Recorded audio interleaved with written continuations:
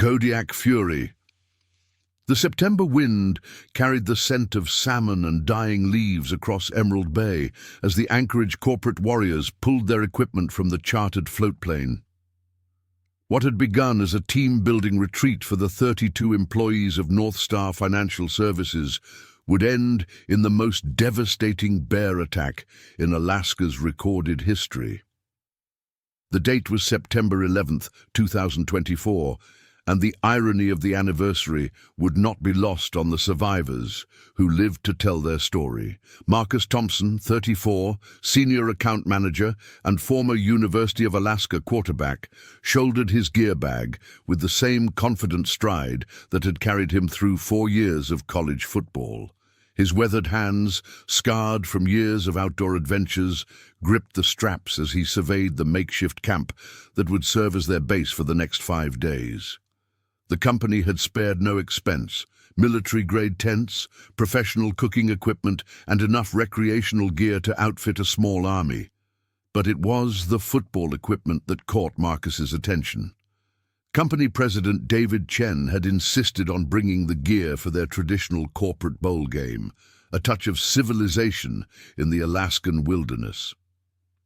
"Jesus, Marcus, you see the size of those tracks," called out Jennifer Walsh, 29, the company's head of human resources and an avid outdoorswoman who had lobbied hard for this particular location. She was crouched near the tree line, her auburn hair pulled back in a practical ponytail, examining massive paw prints pressed deep into the dark earth. The tracks were fresh, the edges still sharp and clearly defined. Each print measured nearly 15 inches long by 11 inches wide, with claw marks extending another 4 inches beyond the toe pads. Dr. Sarah Mitchell, the company's consulting psychologist and weekend naturalist, approached with her camera already clicking. At 42, she was the oldest member of the group and had spent considerable time studying wildlife behavior in her academic career before transitioning to corporate consulting.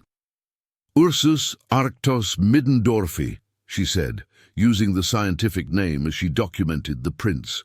"Adult male Kodiak bear, probably pushing 800 pounds based on the depth and spacing of these impressions. See how the rear pad is positioned. He was moving at a deliberate walk, not running or foraging randomly." The Kodiak Archipelago, a cluster of islands off the southern coast of Alaska, was home to the largest subspecies of brown bear in the world. These magnificent predators could reach weights exceeding 1,500 pounds and stand over 10 feet tall on their hind legs.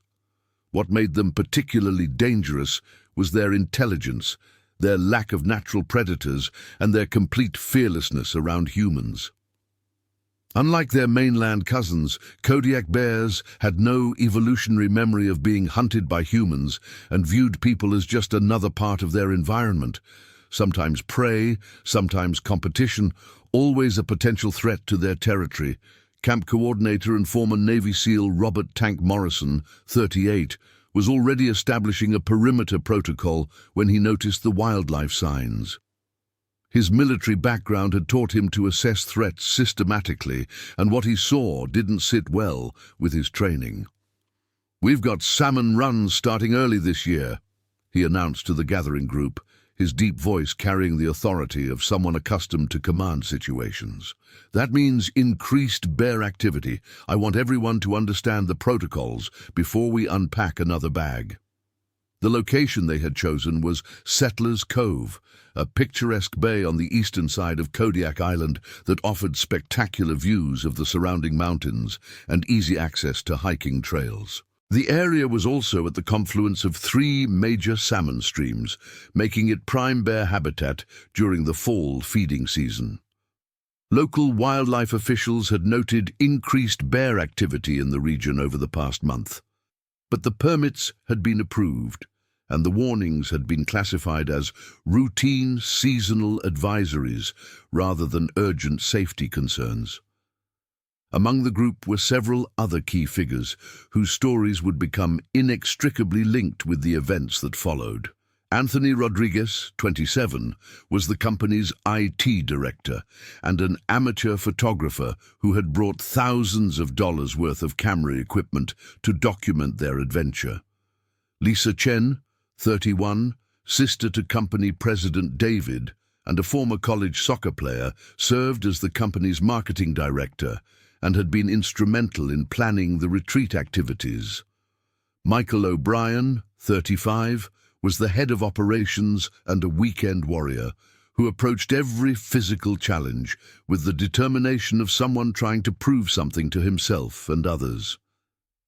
The support staff included veteran bush pilot Jake Harrison, 54, who had been flying in Alaska for over 30 years and had seen more wildlife encounters than he cared to remember. His weathered face bore the marks of countless hours in small aircraft, and his calm demeanor masked an encyclopedic knowledge of Alaskan wildlife behavior. Accompanying him was Maria Santos, 26, a certified wilderness guide and former park ranger who served as their official safety coordinator. Her credentials were impeccable: wilderness first aid certification, bear behavior specialist training, and 5 years of experience guiding groups through Alaska's most challenging terrain. As the group established their camp in the fading afternoon light, none of them noticed the massive brown form watching from the dense alder thickets approximately 400 yards upwind from their position. The bear, a dominant male later estimated to weigh nearly 1,200 pounds, had been tracking their scent since the float plane had first circled the bay 30 minutes earlier. His name, if bears had names, might have been Scar, for the distinctive mark that ran from his left eye to his jaw, a souvenir from a territorial battle 3 years earlier that had left his previous challenger dead. Scar was in his prime at 15 years old, an age when male Kodiak bears reached their peak size and aggression. He had dominated this particular territory for the past 7 years, driving away younger males and establishing himself as the apex predator in a region spanning nearly 20 square miles. His daily routine during salmon season involved patrolling the streams, marking territory, and consuming up to 90 pounds of fish to build the fat reserves necessary for winter hibernation. The arrival of humans represented both a curiosity and a potential threat to his established patterns. The bear's behavior over the next several hours would puzzle wildlife experts for months afterward. Rather than approaching immediately or retreating to avoid human contact, he began a systematic surveillance pattern that demonstrated a level of tactical thinking rarely observed in wild animals. Using the wind direction and natural terrain features to remain concealed, he established observation points that allowed him to monitor the human activity while remaining undetected. This patient, calculated approach would later be described by Dr. Harold Winters, Alaska's leading bear behaviorist, as almost predatory in its methodical nature. Evening descended over Setter's Cove, with the kind of spectacular beauty that drew thousands of tourists to Alaska each year. The mountains surrounding the bay reflected the dying light like ancient monuments, their peaks touched with early snow that promised the approaching winter. Temperature was holding steady at 42 degrees Fahrenheit, with light winds from the southeast carrying the mixed scents of salt water, decomposing vegetation, and the distant salmon runs that were just beginning their annual migration. Marcus Thompson stood at the edge of camp, testing the weight of the football they had brought for tomorrow's planned game. The leather felt familiar in his hands, bringing back memories of autumn afternoons in college stadiums and the satisfying crack of a perfect spiral cutting through crisp air. "You think we'll actually get a decent game going?" he asked Lisa Chen, who was checking the area they had designated as their playing field. "With this crew? Are you kidding?" Lisa laughed, her breath visible in the cooling air. "Half these people haven't run more than a block since college, and the other half think they're still 22. It's going to be interesting, that's for sure." She gestured toward the improvised field they had laid out, using the natural contours of a flat area near the beach. Though I have to admit, this is probably the most scenic football field any of us will ever play on. The playing area was roughly 60 yards long and 30 yards wide, bounded on one side by the rocky beach and on the other by a line of dense alder and spruce trees. Natural irregularities in the terrain would make for interesting gameplay, with several small hills and depressions that would challenge even experienced players. What none of them realized was that their chosen field lay directly in the path of one of Scar's regular patrol routes, a game trail that connected two of his primary feeding areas. As darkness settled over the camp, the group gathered around a propane-powered fire ring for their first evening meal. Chef Ramon Gutierrez, 28, had been hired specifically for this retreat and took pride in creating gourmet meals, even in challenging outdoor conditions. Tonight's menu featured grilled salmon, ironically appropriate given their location, along with wild rice and locally foraged vegetables. The irony of cooking salmon in prime bear country while following inadequate food storage protocols would later be cited as a contributing factor in the tragic events that followed. "I've been guiding groups through Alaska for 5 years," Maria Santos explained as she conducted her evening safety briefing. "And the most important thing to understand about bears is that they're not just big, dangerous animals. They're intelligent, curious, and incredibly adaptable.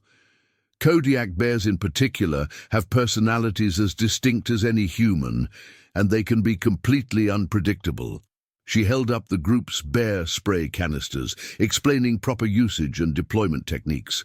These contain concentrated oleoresin capsicum, essentially military-grade pepper spray.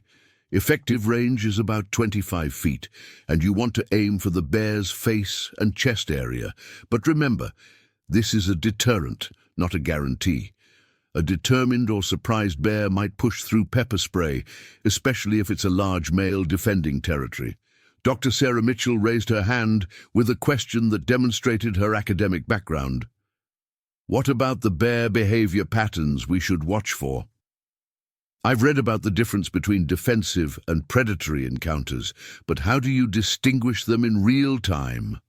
"Great question," Maria replied, settling into the rhythm of her practiced presentation. "Defensive encounters usually involve a surprised bear or a mother with cubs. You'll see ear-pinning, jaw-popping, huffing sounds, and often bluff charges where the bear runs toward you but stops short. Predatory encounters are much more dangerous. The bear approaches silently, maintains direct eye contact, and shows what we call focused attention behavior.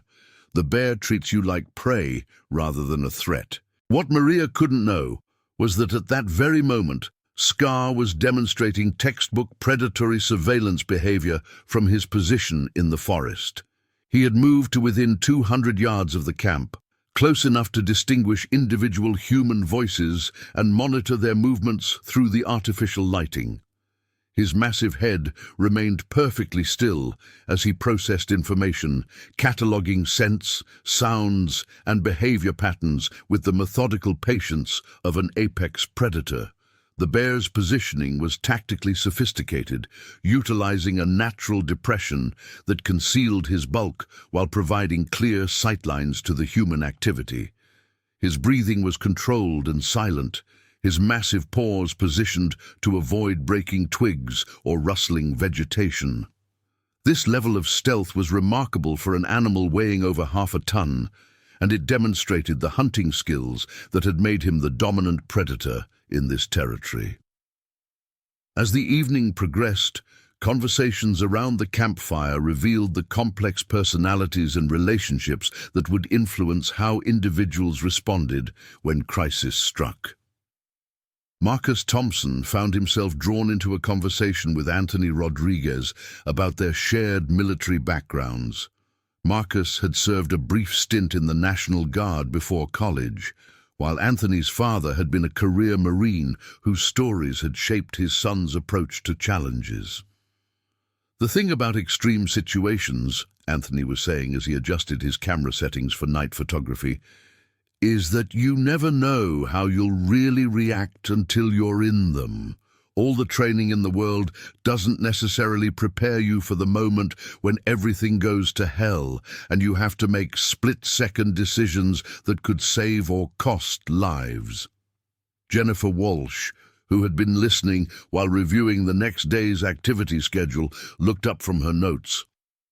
That's exactly why I pushed for this kind of retreat instead of another boring resort package. We work together 40 hours a week, but we don't really know each other. How do you build trust and teamwork when the biggest challenge anyone faces is a difficult client or a budget deadline?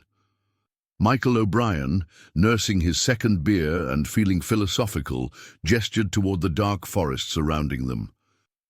Out here, the stakes are real. No safety nets, no calling for backup from IT when your computer crashes. Just you, your team, and whatever nature throws at you. It's exactly what we need to function better as a unit back in civilization. These conversations continued past 10 p.m., with various subgroups forming and reforming around different topics. The lack of cell phone service and internet connectivity, initially seen as a disadvantage, was creating an atmosphere of genuine human connection that many participants hadn't experienced in years. Laughter echoed across the water as stories were shared, relationships deepened, and the urban stress that had brought them here began to dissipate. But in the forest, Scar was becoming increasingly agitated by the prolonged human presence.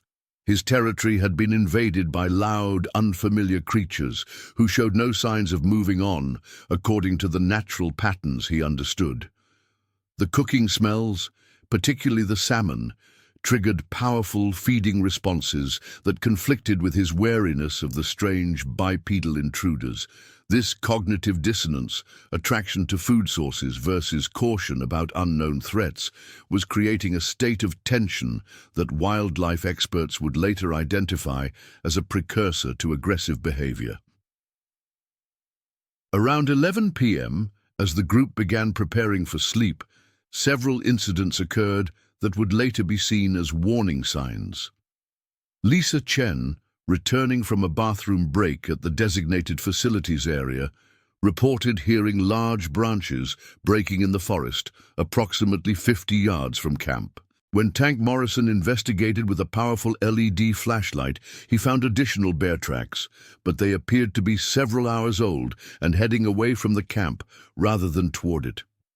Probably just a bear passing through on his normal patrol route, Maria Santos assessed after examining the evidence. The tracks show a walking gait, not agitated movement, and they're headed toward the salmon streams. That's completely normal behavior for this time of year. What Maria couldn't determine from the tracks was that they represented multiple trips by the same animal. Scar had been systematically reconnoitering the camp, testing approaches from different angles and assessing the humans' alertness and response patterns. The bear was demonstrating a level of tactical planning that bordered on the supernatural, as if he were developing a strategy for dealing with these invaders on his own terms. As the camp settled into sleep routines, the natural sounds of the Alaskan wilderness took over. The gentle lapping of waves against the rocky shore, mixed with the distant calls of nightbirds and the occasional splash of salmon jumping in the nearby streams. These were the sounds that had lulled countless generations of travelers to sleep in this pristine wilderness, sounds that spoke of harmony between humans and nature. But underlying these peaceful sounds were others that most of the city dwellers couldn't identify or interpret. The soft whistle of wind through bare fur, the careful placement of massive paws on forest debris, the controlled breathing of an enormous predator who had decided that the morning would bring a resolution to the territorial dispute that had been building all evening. September 12th dawned grey and overcast, with a light drizzle that created perfect scent-carrying conditions for a bear's extraordinarily sensitive nose.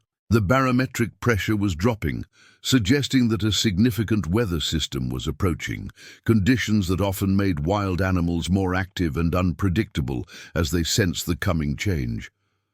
Marcus Thompson was among the first to wake, his internal clock still adjusted to the early morning workouts that had been part of his routine since college. At 6:15 a.m., he emerged from his tent to find the camp shrouded in a thick mist that reduced visibility to less than 30 yards. The combination of warm ground and cool air had created a fog bank that would persist for several hours, unknowingly providing perfect cover for a large predator's approach. "Morning, early bird," called Tank Morrison, who was already up and conducting his daily security check of the perimeter. His military training had made early rising and situational awareness automatic habits, and this morning something felt different. "Sleep okay?" "I heard some interesting sounds around 3 a.m., but nothing I could pin down." Marcus nodded, pouring himself coffee from the thermal carafe that Chef Ramon had prepared before turning in. "Yeah, I heard something too. Probably just the wind, but it sounded almost like, I don't know, like something large moving through the underbrush. Could have been a moose, I suppose." What both men had actually heard was Scar conducting a detailed reconnaissance of their camp. The bear had approached to within 50 yards of the nearest tents, testing the wind currents and assessing the humans' sleep patterns. His movements had been ghost-like for such a massive animal, but occasionally a branch had snapped under his enormous weight, or his fur had brushed against vegetation in ways that created subtle sounds. "Doctor." Sarah Mitchell emerged from her tent at 6:30, immediately pulling out her field notebook to record weather conditions and wildlife observations. Her academic training had made documentation a reflexive habit, and her notes from this morning would later provide crucial timeline information for investigators. "Visibility severely limited by ground fog," she wrote. "Air temperature 38 degrees Fahrenheit. Humidity near saturation. Ideal conditions for enhanced scent distribution and sound dampening." As more members of the group awakened and began their morning routines, the camp took on the relaxed atmosphere of people who had slept well and were looking forward to an active day. Jennifer Walsh was reviewing the schedule she had developed, which called for a morning hike to a scenic overlook, followed by lunch and the much-anticipated football game in the afternoon. The weather forecast, such as it was for this remote location, suggested clearing skies and temperatures in the mid-50s, perfect conditions for outdoor activities. "Everybody excited about the big game," called out David Chen, the company president, as he emerged from the largest tent wearing a North Star Financial Services jersey that had been custom-made for the retreat. At 45, David was the oldest participant and also the most competitive, treating every company activity as an opportunity to demonstrate leadership and build team cohesion. Lisa Chen laughed at her older brother's enthusiasm. "You do realize this is supposed to be fun, right? Not some kind of corporate dominance display?" But her tone was affectionate, and it was clear that the sibling rivalry between them was good-natured rather than genuinely competitive. Anthony Rodriguez was already setting up his camera equipment to document the day's activities, particularly the football game that had become the centerpiece of their retreat. His professional-grade telephoto lenses would later provide crucial photographic evidence of the attack sequence, though at the moment he was focused on capturing the natural beauty of their surroundings and the camaraderie of his colleagues. "I want to get some shots of the fog lifting," he explained to anyone within earshot. "The way the light is filtering through the trees and reflecting off the water, it's like something out of a nature documentary. This place is absolutely incredible." What Anthony couldn't see through his viewfinder was the massive brown form that was using the fog as cover to move closer to the camp. Scar had spent the night developing what could only be described as a battle plan, identifying approach routes, escape paths, and the optimal timing for his intended confrontation with the humans who had invaded his territory. The bear's behavior was unprecedented in the scientific literature. Rather than following typical patterns of either avoiding humans or approaching for food, he was demonstrating territorial aggression combined with tactical patience that suggested a level of cognitive sophistication rarely observed in wild animals. His movements were purposeful and coordinated, as if he were executing a strategy developed through years of dominance in this environment. By 8 a.m., the fog was beginning to lift, revealing the spectacular landscape that surrounded their camp. The bay stretched out before them like a mirror, reflecting the mountains and forests in perfect detail. Several participants commented on the pristine beauty of their location, with more than one person remarking that it felt like they were the first humans ever to set foot in this untouched wilderness. The irony of that observation would become apparent later when they learned that Scar had been monitoring their activities from the moment they arrived and had never left the immediate area. While they slept peacefully, assuming they were alone in the vast Alaskan wilderness, a 1,200-pound predator had been conducting surveillance from positions that offered perfect views of their camp. Chef Ramon had prepared a substantial breakfast featuring locally sourced ingredients and plenty of protein to fuel their planned activities. The menu included fresh salmon, eggs, bacon, and his signature sourdough pancakes that had become legendary among his outdoor cooking clients.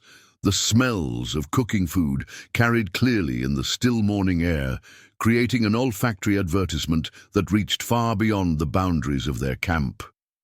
"I've got to hand it to you, Ramon," said Michael O'Brien as he loaded his plate with what would be his final meal. "If we're going to be roughing it in the wilderness, this is definitely the way to do it. 5-star cuisine with $1 million view."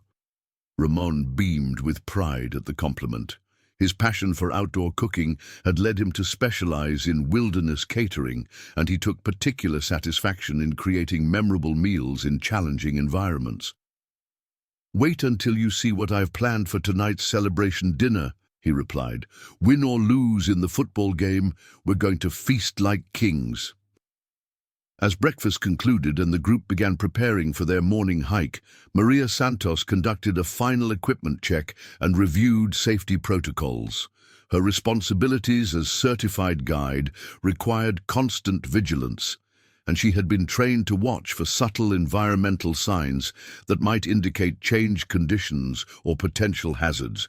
"Remember, we're traveling in single file with me in the lead and Tank bringing up the rear," she announced. "Keep noise to a minimum, stay alert for wildlife signs, and if anyone sees anything unusual, stop the group immediately. We're visitors in their territory, and we need to behave accordingly." The hiking trail they had chosen led to Eagle's Peak, a scenic overlook approximately 2 miles from camp that offered panoramic views of the surrounding archipelago. The trail was well maintained by Park Service standards, but it also ran directly through prime bear habitat and crossed several of the game trails that Scar used for his regular territorial patrols. At 9:30 a.m., the group set out in high spirits, with cameras clicking and conversations flowing as they experienced the magnificent Alaskan wilderness together. The trail wound through old-growth spruce and hemlock forest, with occasional openings that provided glimpses of the mountains and waterways that defined this unique ecosystem. What they didn't realize was that Scar had anticipated their movement and was already positioning himself along their probable route. The bear's intimate knowledge of the local terrain allowed him to predict human travel patterns with remarkable accuracy, and he had chosen an intercept point that would give him maximum tactical advantage while remaining concealed until the moment he chose to reveal himself. The hike proceeded without incident for the first hour, with the group pausing occasionally to observe wildlife signs, photograph scenic vistas, and share stories about their outdoor experiences. The physical challenge of the trail brought out different aspects of their personalities, with natural leaders emerging and support networks forming as people helped each other navigate more difficult sections. "You know what I love about this," Jennifer Walsh said to Dr. Sarah Mitchell, as they paused at a particularly beautiful viewpoint. No emails, no phone calls, no meetings about meetings. Just us, nature, and whatever challenges come up. It's like a reset button for the soul. Sarah nodded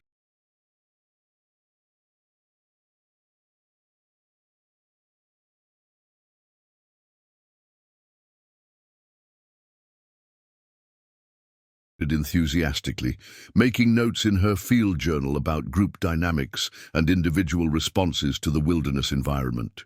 There's actually significant research about the psychological benefits of nature immersion, she replied. Something about removing artificial stresses and reconnecting with natural rhythms seems to activate different parts of our cognitive and emotional processing. The conversation was interrupted by Tank Morrison's sharp whistle from the rear of the group, the signal for everyone to stop and remain silent. His military training had taught him to trust his instincts, and something about the forest around them had triggered his threat assessment protocols. "What is it?" Maria Santos called back quietly, automatically moving into guide mode and scanning the surrounding terrain for potential hazards. "Not sure," Tank replied, his voice carrying the controlled tension of someone who had learned to take ambiguous threats seriously. "Something feels different. The bird calls stopped about 30 seconds ago, and I'm getting that feeling I used to get in Afghanistan when we were being watched." The group remained frozen for several long minutes, listening intently to the forest sounds and watching for any signs of movement in the dense vegetation that surrounded the trail. Eventually, the normal sounds of the forest resumed: bird calls, insect buzzing, the whisper of wind through branches, and they concluded that whatever had triggered Tank's alarm had moved on. What they couldn't know was that Scar had indeed been observing them from a concealed position less than 40 yards away. The bear had been tracking their progress through the forest, staying parallel to their route while remaining invisible in the dense underbrush.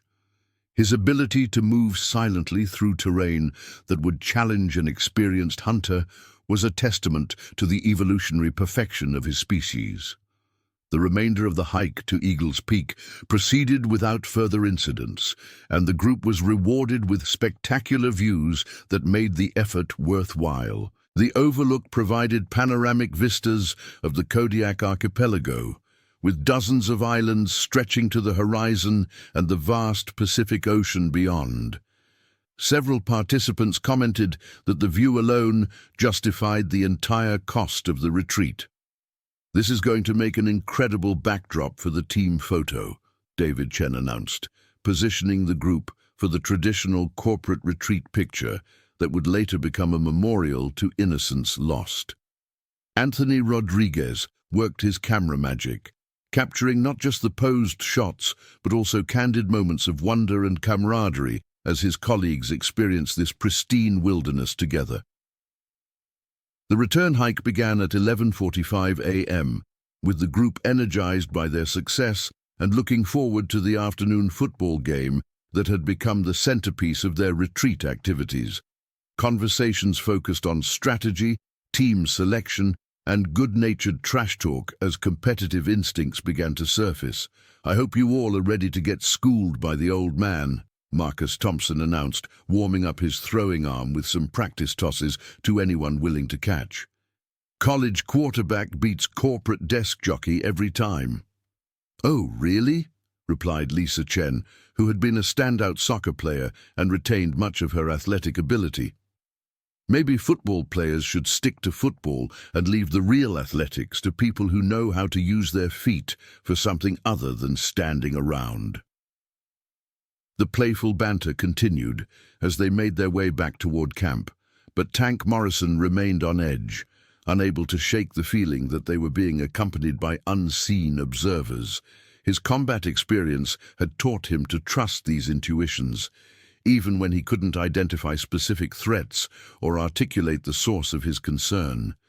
Meanwhile, Scar had returned to the area around their camp and was conducting what could only be described as a final reconnaissance before implementing his territorial challenge. The bear's behavior continued to defy normal patterns. Rather than claiming the area by marking territory and waiting for the humans to leave, he appeared to be preparing for a direct confrontation. Wildlife experts would later speculate that Scar's unusual behavior might have been influenced by several factors. The timing of the salmon runs, which had triggered heightened territorial instincts, the prolonged human presence, which violated his expectations about how intruders should behave, and possibly neurological damage from previous fights with other bears or environmental toxins that had affected his decision-making processes. The group arrived back at camp at 12:30 p.m. to find everything exactly as they had left it, with no signs of animal intrusion or disturbance. This apparent normalcy was actually more ominous than obvious signs of bear activity would have been, as it suggested that any wildlife in the area was sophisticated enough to investigate human habitation without leaving obvious traces. "Lunch is served," announced Chef Ramon, who had remained at camp to prepare the midday meal and had seen no signs of wildlife activity during the 3 hours the group had been hiking. His lunch spread featured grilled sandwiches, fresh fruit, and locally sourced snacks designed to provide energy for the afternoon's athletic activities. As the group gathered around the portable tables that served as their dining area, conversation turned to the team selection process for the football game. David Chen, as company president, appointed himself and Marcus Thompson as team captains, with the understanding that they would choose sides' playground style to ensure balanced competition. "I get first pick," Marcus announced with mock seriousness. "And I choose the most dangerous player on the field, Lisa Chen. Soccer players are scary when they get competitive." The team selection process became an elaborate exercise in diplomacy, humor, and strategic thinking, as captains tried to balance athletic ability, competitive spirit, and team chemistry. Several participants who had been apprehensive about their athletic ability found themselves chosen early and welcomed enthusiastically by teammates who valued enthusiasm over skill. By 1:15 p.m., 2 evenly matched teams had been selected, equipment had been distributed, and the field had been marked with natural boundaries and improvised goal lines. The playing area looked ready for what promised to be the highlight of their corporate retreat, a friendly but competitive game of football in one of the most beautiful settings any of them had ever experienced. What none of them could see was Scar positioning himself at the edge of the forest that bordered their makeshift football field. The bear had chosen a spot that provided perfect concealment while offering multiple approach routes to the human activity area. His massive bulk was completely hidden behind a fallen tree and dense vegetation, but his line of sight to the playing field was unobstructed. The bear's breathing was controlled and silent, his dark eyes fixed on the humans as they prepared for their recreational activity. Every muscle in his enormous body was coiled with potential energy, like a spring under extreme tension, waiting for the moment of release. His ears were forward and alert, processing every sound and movement as he prepared to make his presence known in the most dramatic way possible. At 1:30 p.m., with lunch concluded and equipment checked, the North Star Financial Services corporate warriors took the field for what they thought would be a memorable afternoon of friendly competition. The temperature had risen to a comfortable 52 degrees, the morning fog had completely lifted, and the natural amphitheater of mountains and forest provided a backdrop that made everyone feel like they were participating in something special. "Gentlemen, ladies, and assorted weekend warriors," announced David Chen in his best corporate presentation voice, "welcome to the most exclusive football venue in North America. Today's game will be remembered as either a triumph of teamwork and athletic prowess, or as evidence that accountants should stick to spreadsheets." The opening kickoff was performed by Anthony Rodriguez, whose soccer background translated surprisingly well to football as he sent the ball in a perfect arc toward the receiving team. Lisa Chen caught the ball cleanly and began advancing upfield, demonstrating the competitive fire that had made her a college soccer standout. For the first 15 minutes of play, the game proceeded exactly as planned. Enthusiastic but friendly competition, with plenty of laughter, good-natured trash talk, and spectacular scenery that made everyone feel like they were participating in a commercial for the perfect corporate retreat. Several participants commented that they were having more fun than they had experienced in months of urban routine. Marcus Thompson was in his element, calling plays with the confidence of someone who had quarterbacked at the college level and adapting his strategy to accommodate teammates with varying levels of athletic ability. His leadership style was inclusive and encouraging, making sure that everyone got opportunities to make meaningful contributions regardless of their skill level. "Michael, I'm going to throw you a screen pass to the left side," he called during a huddle break.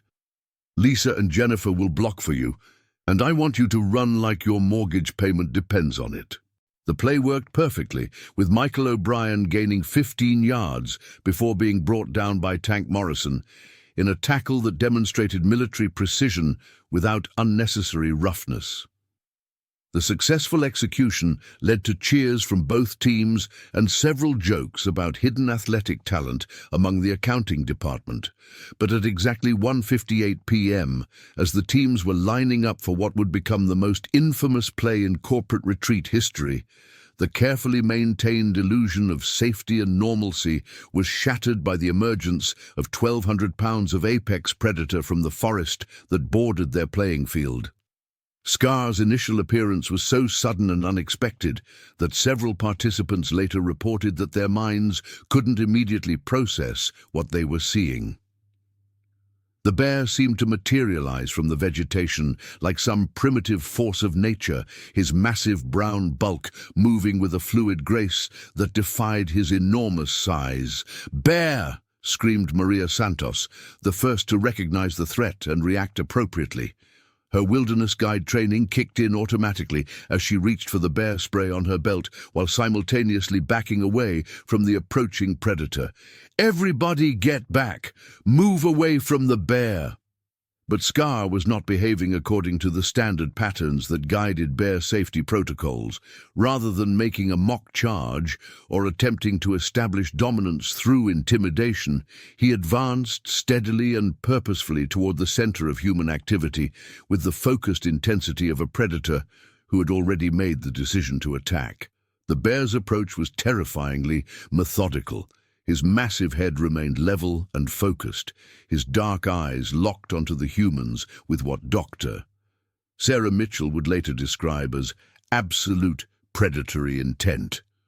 There was no hesitation, no pause for assessment, no opportunity for de-escalation. This was a creature who had made his decision and was implementing it with devastating efficiency.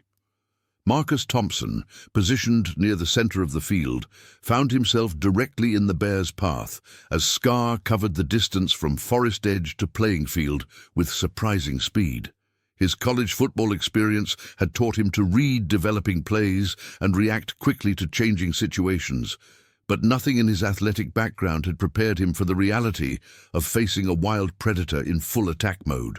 "Run! Everybody run!" he shouted, but his own feet seemed frozen as his mind struggled to process the surreal situation of being targeted by one of nature's most efficient killing machines. The bear was closing distance with each stride, his enormous paws hitting the ground with impacts that could be felt through the earth. Anthony Rodriguez, who had been preparing to photograph the next play, instead found himself documenting the beginning of a nightmare, as his camera's rapid-fire mode captured frame after frame of the bear's approach.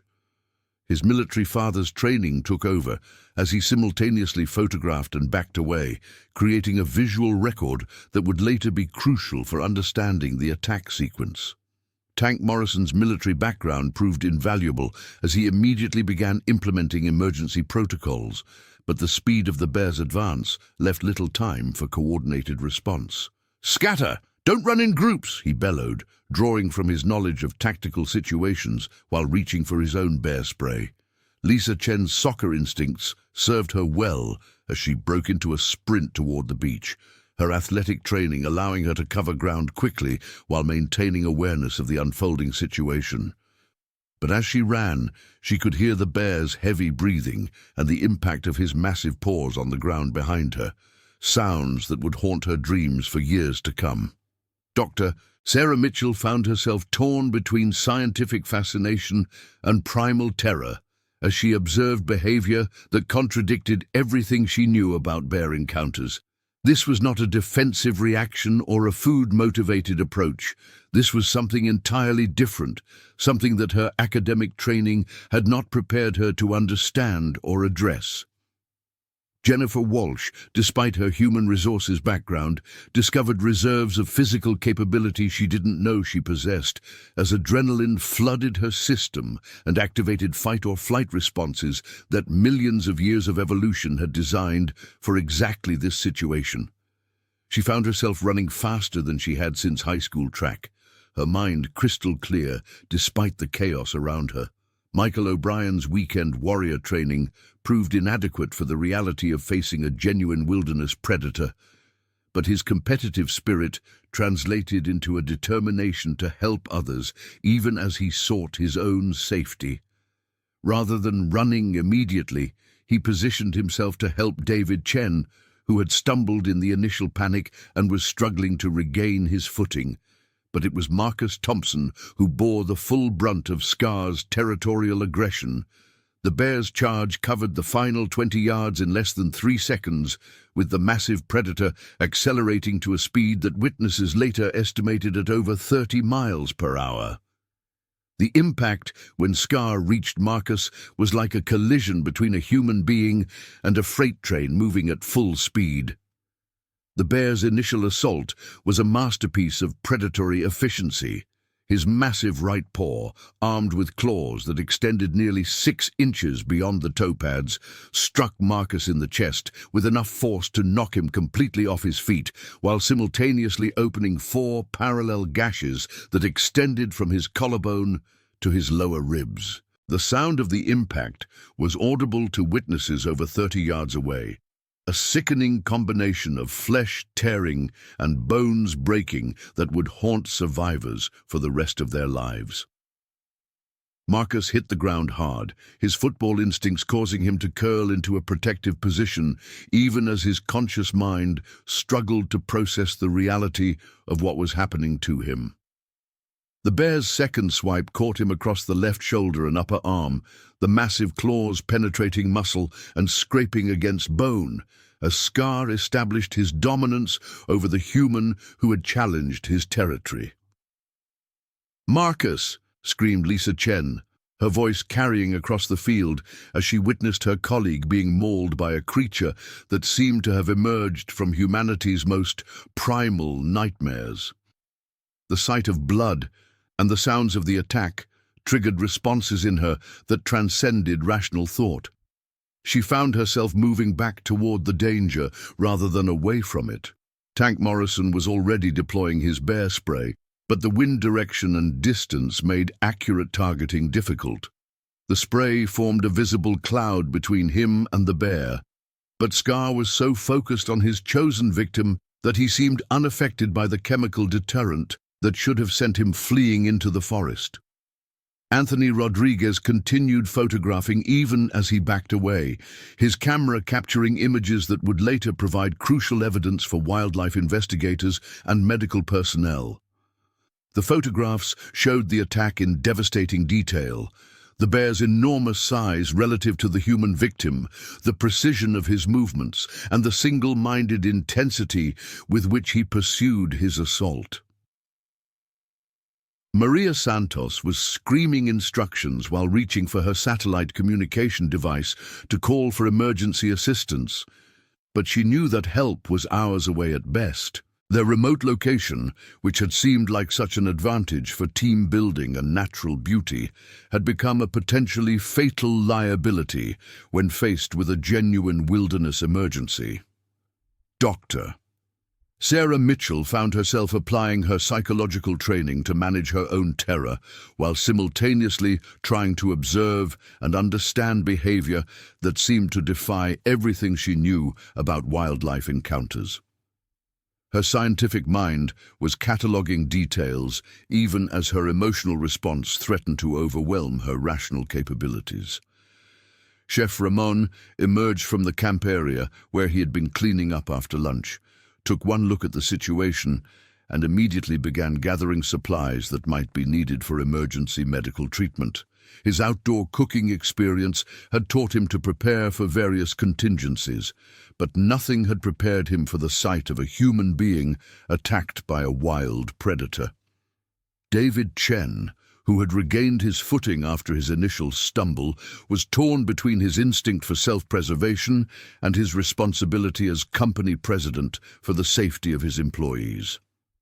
The leadership skills that served him well in corporate boardrooms seemed inadequate for dealing with a situation where lives hung in the balance, but Scar was far from finished with his territorial assertion. After establishing dominance over Marcus with the initial assault, the bear turned his attention to the other humans who remained within his perceived threat zone. His behavior suggested a level of tactical thinking that wildlife experts would later struggle to explain. Rather than focusing solely on the injured victim, he began systematically addressing what he apparently viewed as a coordinated challenge to his authority. The bear's next target was Michael O'Brien, who had positioned himself near David Chen and was attempting to help coordinate an organized retreat. Scar's approach was just as sudden and devastating as his initial charge, but Michael's weekend warrior training included enough outdoor experience to recognize the danger and attempt evasive action. Michael's decision to dodge to his left probably saved his life, as it turned what would have been a direct frontal assault into a glancing blow that only opened a gash across his right side and sent him tumbling toward the rocky beach. The bear's claws caught his hiking jacket and the outer layer of skin beneath it, creating wounds that were serious but not immediately life-threatening. "Get to the water!" Tank Morrison shouted, remembering that bears generally avoided deep water and that the bay might provide a refuge that the forest could not.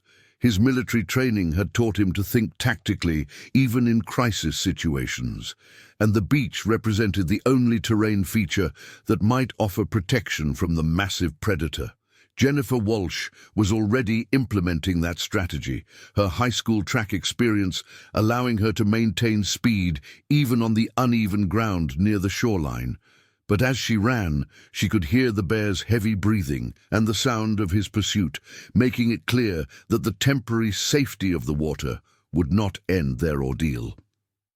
Lisa Chen had stopped running and was screaming Marcus's name, her competitive athlete's instincts warring with her survival reflexes as she struggled with the decision to abandon an injured teammate.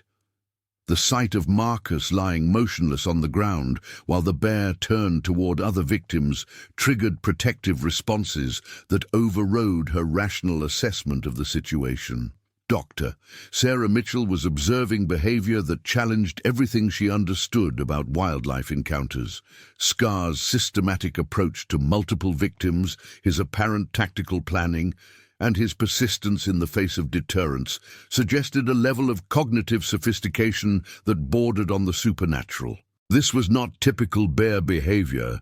This was something unprecedented and terrifying. Anthony Rodriguez had positioned himself behind a large piece of driftwood and was using his telephoto lens to document the attack from a relatively safe distance.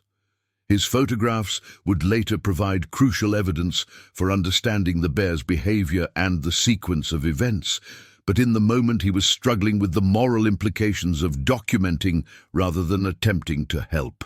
Maria Santos was successfully establishing radio contact with emergency services, but the response she received confirmed everyone's worst fears. Medical evacuation would require at least 2 hours, given their remote location and the weather conditions that were beginning to deteriorate as the predicted storm system approached. Chef Ramon had retrieved the medical kit from their supplies and was attempting to position himself close enough to provide aid to the injured while remaining far enough away to avoid becoming another victim. His outdoor experience had taught him basic wilderness first aid, but he had never anticipated dealing with injuries from a wild animal attack. But the attack was far from over. Scar's behavior continued to defy normal patterns as he methodically worked his way through what he apparently perceived as a coordinated threat to his territory. Rather than focusing on a single victim or retreating after establishing dominance, he seemed determined to address each human individually. The bear's third assault targeted Dr. Sarah Mitchell, who had become so focused on observing and understanding the unprecedented behavior that she had failed to maintain adequate distance. Scar's approach was swift and silent, demonstrating the stealth capabilities that had allowed him to remain undetected throughout his surveillance of their camp. Sarah's academic background had not prepared her for the physical reality of being targeted by a predator, but her psychological training helped her maintain enough presence of mind to implement the defensive strategies she had learned from Maria's safety briefing. She managed to deploy her bear spray effectively, creating a chemical barrier that finally seemed to have some impact on the massive predator. The spray caused Scar to pause and shake his enormous head, but rather than retreating as expected, he simply adjusted his approach angle and continued his assault with what appeared to be increased determination.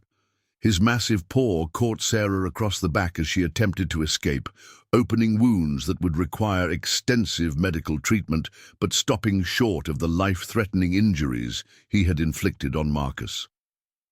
Tank Morrison seized the opportunity created by Sarah's successful use of bear spray to approach within effective range with his own canister. His military training in chemical weapons and crowd control translated well to bear spray deployment, and he managed to create a sustained cloud of oleoresin capsicum that finally forced Scar to pause his systematic assault. But the bear's retreat was only temporary. Rather than fleeing into the forest as bear safety protocols suggested he should, Scar withdrew to a position approximately 50 yards from the group and began what could only be described as siege behavior. He had established that these humans were not going to abandon his territory voluntarily, and he appeared to be settling in for a prolonged confrontation. The wounded members of the group were in desperate need of immediate medical attention, but any movement toward the injured seemed to trigger renewed aggression from the bear. Marcus remained unconscious near the center of the field, his injuries requiring urgent treatment to prevent blood loss from becoming fatal. Sarah was conscious but weakened by her wounds, while Michael was attempting to treat his own injuries with limited success. "We need to create a distraction," Tank announced, his military experience providing a framework for tactical thinking even in this unprecedented situation. "If some of us can draw the bear's attention away from the injured, others might be able to provide medical aid and move people to safety." The plan that developed was desperate but logical, given their circumstances. Anthony Rodriguez would use his camera's flash and motor drive to create visual and auditory distractions, while Tank Morrison deployed bear spray to establish a chemical perimeter. Meanwhile, Maria Santos and Chef Ramon would attempt to reach the injured and provide emergency medical treatment. The implementation of this plan required a level of coordination and courage that none of them had ever been tested on before. Anthony's camera flashes seemed to confuse and irritate the bear, while Tank's strategic use of bear spray created zones of chemical deterrent that influenced Scar's movement patterns. The strategy was working, but everyone understood that their supplies of bear spray were limited, and the bear showed no signs of abandoning his territorial defense. Maria Santos reached Marcus first, her wilderness first aid training immediately assessing injuries that were more severe than anyone had hoped. The bear's claws had opened massive wounds across his chest and shoulder, and blood loss was becoming a critical factor. Using supplies from their emergency medical kit, she began implementing trauma protocols while praying that help would arrive before it was too late. "He's lost a lot of blood," she called to the others while applying pressure bandages to the worst wounds. "These injuries need surgical intervention, and we need it soon. The wounds on his chest have probably damaged internal organs, and there's no way to assess the full extent of the trauma without medical imaging." Chef Ramon reached Sarah next, finding her conscious but weakening from blood loss and shock. Her wounds were serious, but appeared to be primarily superficial lacerations rather than the life-threatening trauma that Marcus had sustained. Using techniques he had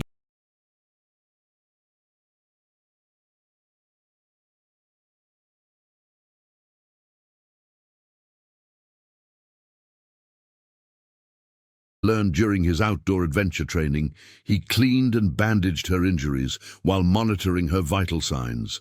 Michael O'Brien was applying direct pressure to his own wounds, his weekend warrior training including enough first aid knowledge to handle basic trauma care. His injuries were painful and would require medical attention, but they didn't appear to be immediately life-threatening if infection could be prevented and blood loss controlled. But Scar was not finished with his territorial assertion. The bear's behavior continued to challenge every protocol and expectation as he seemed to be conducting what could only be described as psychological warfare against the humans who had invaded his domain. Rather than pressing his attack or retreating to a safe distance, he maintained a threatening presence that prevented normal evacuation procedures. The standoff continued for nearly an hour, with the bear occasionally making threatening approaches that forced the humans to deploy their dwindling supplies of chemical deterrents while preventing them from providing adequate medical care to the seriously injured. The situation was becoming increasingly desperate as Marcus's condition deteriorated, and the approaching storm system threatened to make rescue operations even more challenging. At 3:15 p.m., the distant sound of helicopter rotors provided the first indication that help was approaching. The Alaska State Troopers had dispatched their wilderness rescue helicopter after receiving Maria's emergency communication, but the pilot faced significant challenges in finding a safe landing zone while avoiding the large predator that continued to dominate the area. The helicopter's arrival seemed to confuse and agitate Scar, who had never encountered such a large, loud flying object in his territory. His behavior became more erratic and unpredictable as he attempted to assess this new threat while maintaining his dominance over the humans who remained within his perceived territorial boundaries. Pilot Sarah Johnson, a 20-year veteran of Alaska wilderness rescues, found herself facing one of the most challenging situations of her career. The bear's presence made it impossible to land near the injured victims, but hovering at low altitude to deploy rescue personnel would put both her crew and the victims at increased risk from an agitated predator. "We're going to have to establish a perimeter and neutralize the bear threat before we can provide medical evacuation," announced Trooper Kevin Walsh over the helicopter's loudspeaker system. "I need all personnel to move toward the shoreline and maintain maximum distance from the animal while we assess our options." The tactical situation was unlike anything in the standard protocols for wilderness rescue operations. Typically, bear encounters involved animals that would retreat when faced with human activity and mechanical noise.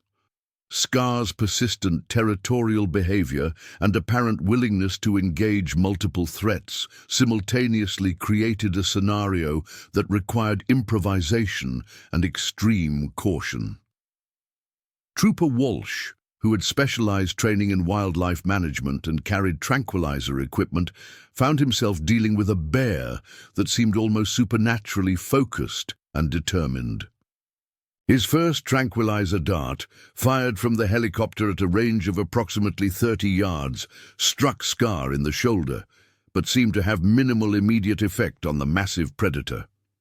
"This animal is significantly larger than our standard dosage calculations," Walsh reported to his pilot over the intercom system.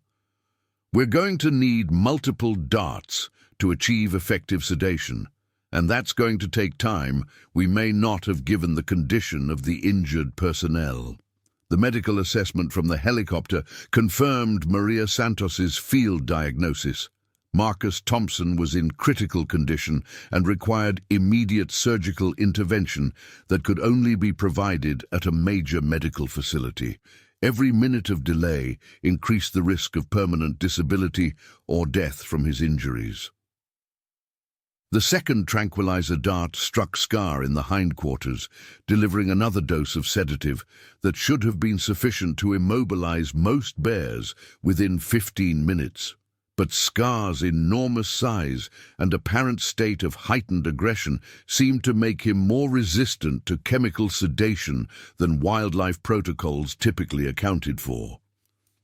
During the 20-minute period required for the tranquilizers to take effect, the rescue team worked frantically to stabilize the injured while maintaining safe distances from the still dangerous predator. Marcus was showing signs of shock and blood loss that indicated his condition was becoming critical, while Sarah's wounds continued to bleed despite the pressure bandages applied by Chef Ramon. At 3:45 p.m., Scar finally showed signs of sedation as the accumulated tranquilizer dosage began to affect his massive system. His movements became slower and less coordinated, though he remained standing and continued to monitor the human activity with the focused attention that had characterized his behavior throughout the encounter. The rescue team used this window of opportunity to deploy from the helicopter and begin emergency medical treatment on the seriously injured.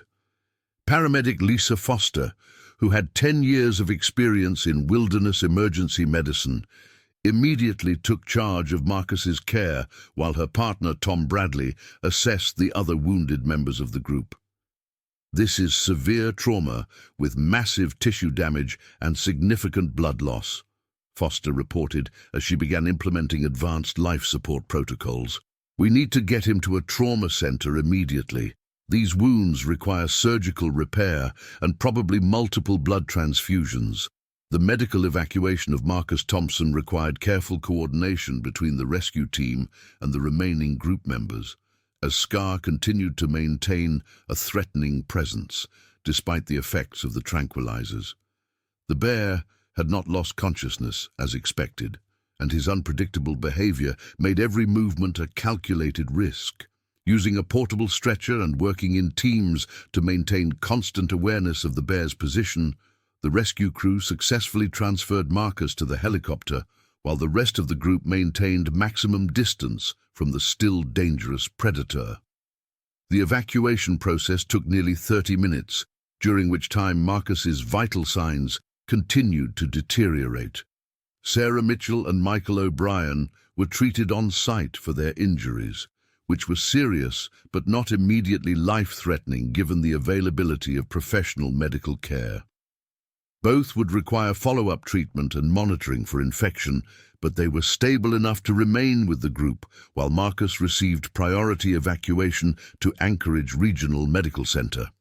At 4:20 p.m., the rescue helicopter departed with Marcus Thompson, leaving the rest of the group under the protection of 2 Alaska State Troopers, who would remain until a second aircraft could complete the evacuation process. Scar had finally succumbed to the tranquilizers and was lying unconscious approximately 100 yards from the camp, but protocols required that armed personnel remain on scene until all civilians were safely evacuated.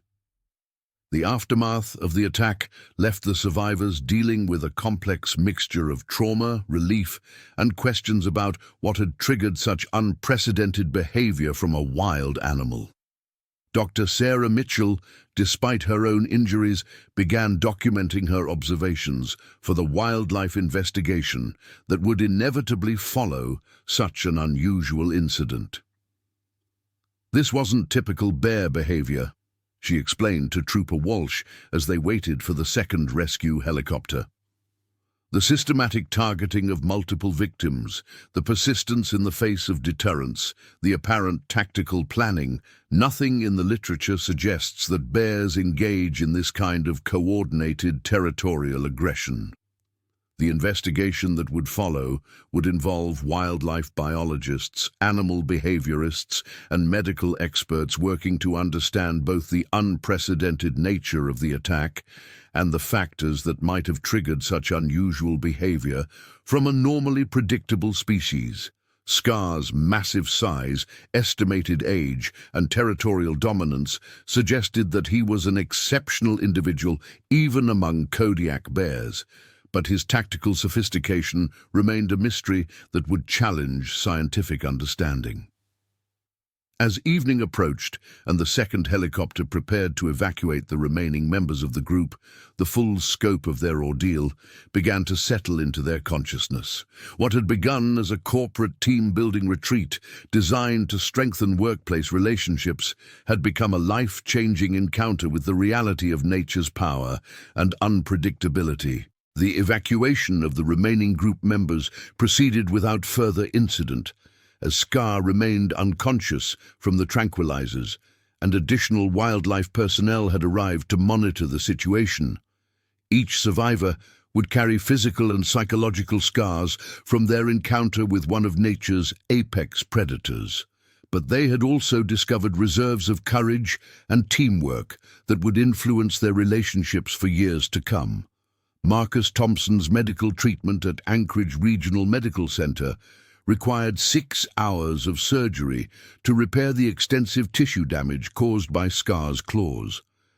Dr. William Harrison, the trauma surgeon who led the medical team, described the injuries as among the most severe wildlife attack wounds he had encountered in 20 years of Alaskan emergency medicine. The patient sustained massive lacerations across the chest and shoulder area, with significant muscle and tissue damage, Dr. Harrison explained to the family members who had flown to Anchorage from the lower 48 states. The bear's claws penetrated deeply enough to damage internal organs, and we had to remove portions of damaged tissue that couldn't be salvaged. The most serious injury was to Marcus's left arm, where Scar's claws had severed major muscle groups and damaged the brachial plexus, the network of nerves that controlled arm and hand function. Despite the surgical team's best efforts, the extent of nerve damage meant that Marcus would face a long rehabilitation process with no guarantee of full function recovery. "We've managed to repair the blood vessels and reattach the damaged muscle tissue, Doctor," Harrison continued, "but the nerve damage is extensive. With intensive physical therapy and possibly additional surgical procedures, he may regain partial function, but a complete recovery is unlikely given the severity of the trauma. The psychological impact of the attack affected each survivor differently, but all required professional counseling to process the trauma of their wilderness encounter." Dr. Sarah Mitchell, despite her professional background in psychology, found that experiencing life-threatening violence as a victim, rather than studying it academically, presented challenges that her training had not fully prepared her to handle. "There's a profound difference between understanding trauma intellectually and experiencing it personally," she explained during one of her therapy sessions. "The hypervigilance, the flashbacks, the way every unexpected sound triggers a fight-or-flight response. It's fundamentally changed how I experience the world around me." Lisa Chen found that her competitive athletic background provided some resilience in dealing with the trauma, but she struggled with survivor's guilt over her decision to run rather than attempt to help Marcus during the initial attack. Her therapy focused on processing the rational nature of her survival response and accepting that untrained civilians couldn't have meaningfully intervened against such a massive predator. Tank Morrison's military background had prepared him for violence and crisis situations, but the randomness and unpredictability of the bear attack triggered memories of combat trauma that he thought he had successfully processed. His counseling involved addressing both the recent incident and older psychological wounds that had been reopened by the wilderness encounter. Anthony Rodriguez found therapeutic value in reviewing and analyzing the photographs he had captured during the attack, though the process was emotionally challenging. His images provided crucial evidence for the wildlife investigation, while also serving as a visual record that helped him process the reality of what they had survived. The investigation, led by Alaska Department of Fish and Game wildlife biologist Dr. Robert Sterling, involved extensive analysis of Scar's behavior, territorial patterns, and physical condition to understand what had triggered such unprecedented aggression. The bear's massive size and estimated age suggested that he was an exceptional individual whose behavior might not be representative of typical Kodiak bear responses to human intrusion.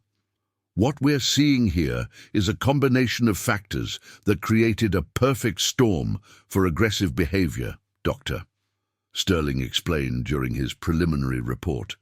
This was an exceptionally large, mature male bear in his prime territorial years during peak feeding season, confronted with prolonged human presence in the core of his established territory. The investigation also revealed that Scar had been involved in several previous encounters with humans over the past 2 years, though none had resulted in actual attacks. Local fishing guides reported seeing an unusually large bear that showed less fear of humans than typical for the species, and there had been several instances of the bear approaching campsites and fishing areas without retreating when humans were present. This bear had been habituating to human presence over an extended period, Dr. Sterling continued. Rather than developing a healthy fear that would keep him away from people, he seems to have been studying human behavior and developing increasingly bold responses to what he perceived as challenges to his territory. The decision about Scar's fate became a complex issue involving wildlife management, public safety, and the broader implications of human-bear interactions in Alaska's wilderness areas. The bear's unprecedented behavior and massive size made him too dangerous to relocate, but his actions also represented natural behavior within his established territory rather than unprovoked aggression. After extensive consultation with wildlife experts, legal authorities, and public safety officials, the decision was made to euthanize Scar rather than risk future encounters that could result in additional human casualties. The decision was controversial, with some arguing that the bear was simply defending his territory according to natural instincts, while others maintained that public safety required removing such a dangerous individual from the ecosystem. The necropsy performed on Scar revealed additional information that helped explain his unusual behavior. At an estimated age of 15 years and weighing 1,240 pounds, he was among the largest Kodiak bears ever documented. More significantly, examination of his brain tissue revealed evidence of previous trauma that may have affected his decision-making processes and fear responses.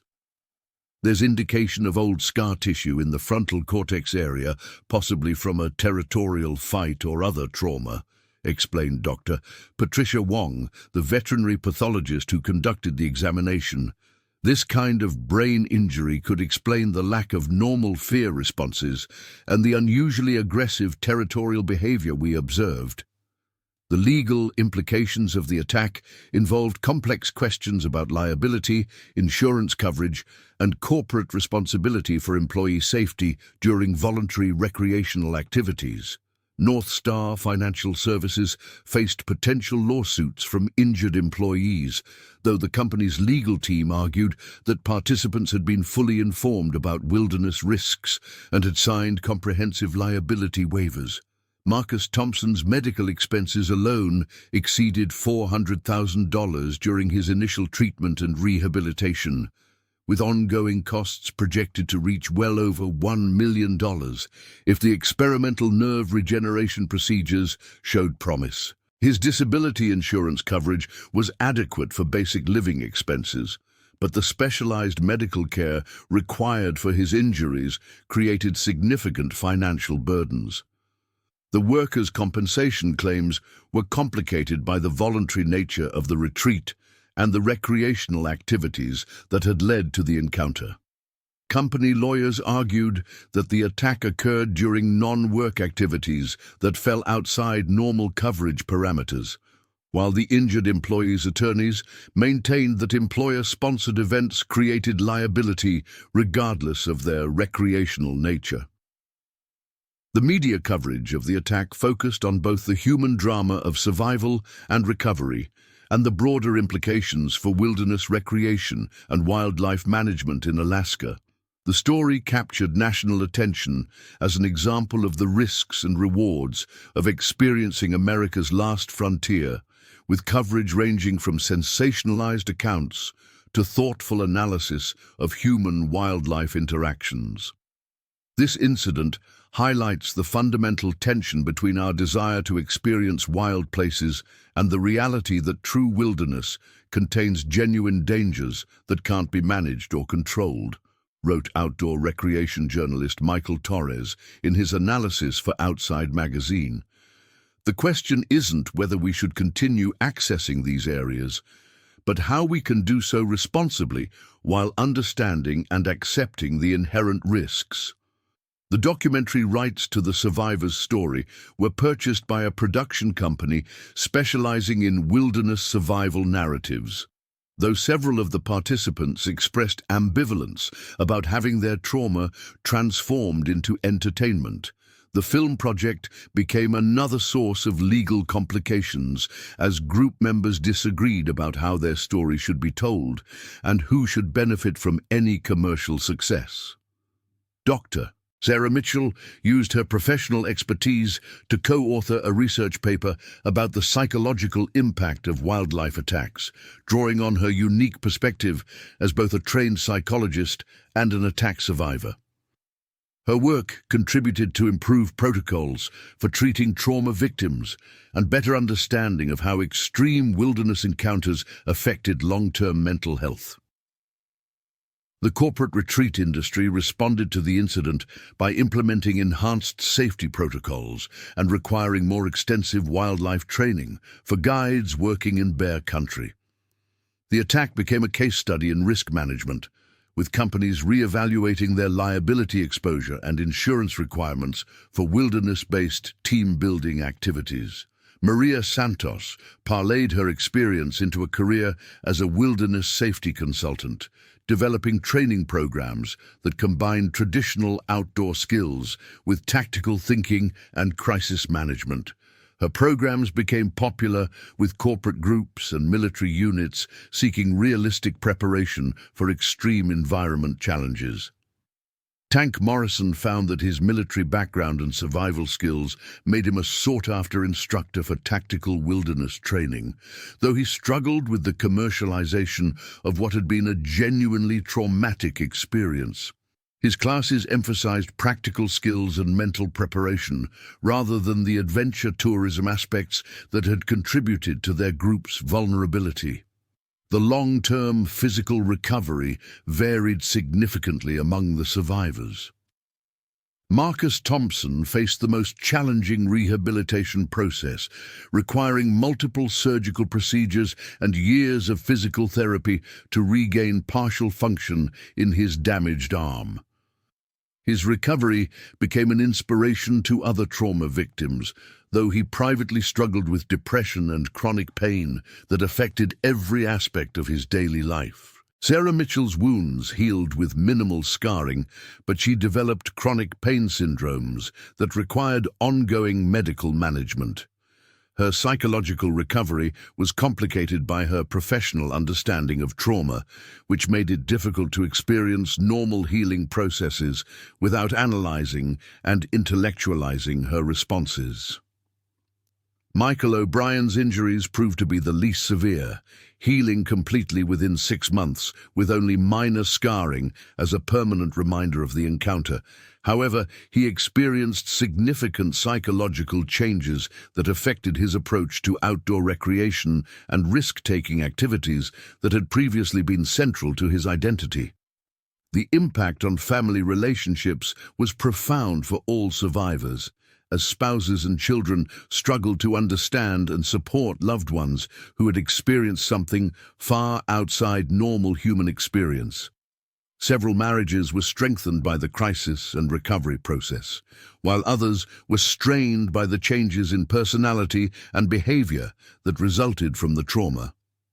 The survivors maintained contact through a private support group that met monthly to discuss their ongoing recovery and share strategies for managing the long-term effects of their wilderness encounter.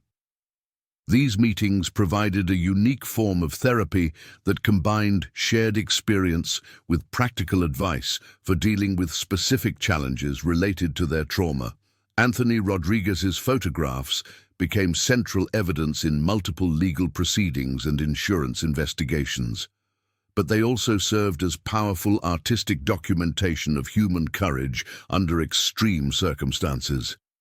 His images were eventually displayed in a gallery exhibition that raised funds for wilderness safety education and trauma recovery programs. The incident prompted changes in Alaska state regulations regarding bear safety requirements for commercial wilderness activities. New laws mandated enhanced guide training, improved communication equipment, and stricter protocols for operating in areas with high bear activity. The regulations were controversial within the tourism industry, but were supported by wildlife officials and safety advocates. Research funding was allocated to study bear behavior and human-wildlife interactions in Alaska, with SCAR's unprecedented actions serving as a catalyst for better understanding of how environmental pressures and human activity patterns might be creating more dangerous encounter scenarios. The research revealed concerning trends in bear behavior that suggested climate change and habitat pressure were creating new patterns of aggression. The corporate culture at North Star Financial Services was permanently changed by the shared trauma and recovery process. Employee relationships deepened beyond typical workplace interactions, creating bonds forged through genuine life and death experiences. The company's approach to team building shifted toward community service and skill development rather than adventure-based activities. 5 years after the attack, Marcus Thompson had regained sufficient function in his arm to return to work, though he required accommodations and ongoing medical support. His recovery inspired research into nerve regeneration techniques that benefited other trauma victims, turning his personal struggle into contributions to medical advancement. The location of the attack became an unofficial memorial site, with the Alaska Department of Fish and Game installing educational signage about bear safety and wilderness responsibility. The signs included photographs and quotes from the survivors, creating a powerful reminder of both the beauty and danger of Alaska's wilderness areas. Dr. Sarah Mitchell eventually returned to wilderness activities, though with fundamentally changed perspectives on risk assessment and safety protocols. Her experience as both researcher and victim provided unique insights that influenced wildlife psychology and trauma treatment protocols throughout the professional community.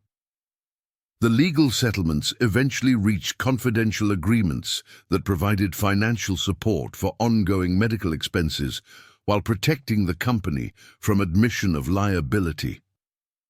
The complex negotiations required nearly 3 years to complete and established precedents for corporate responsibility in wilderness recreational activities. The story of the Kodiak attack became part of Alaska folklore, joining the collection of wilderness survival tales that defined the state's relationship with its natural environment.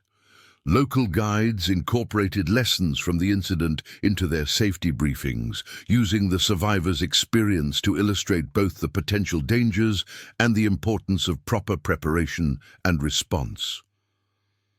Wildlife management policies were updated to reflect lessons learned from SCAR's behavior, with enhanced monitoring of individual bears that showed unusual patterns of human interaction.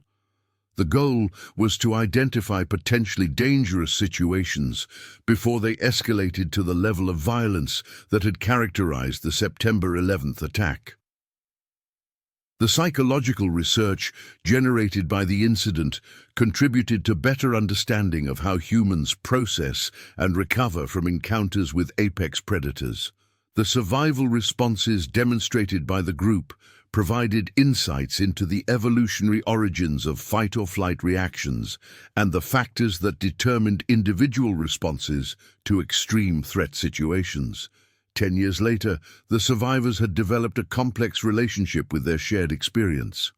While the trauma continued to influence their daily lives in various ways, they had also gained perspectives on courage, friendship, and resilience that enriched their understanding of human potential under extreme circumstances. The annual memorial service they held each September 11th served multiple purposes, honoring their survival, remembering the reality of what they had endured, and educating others about the genuine risks and rewards of wilderness experiences. The ceremony became a focal point for discussions about human-wildlife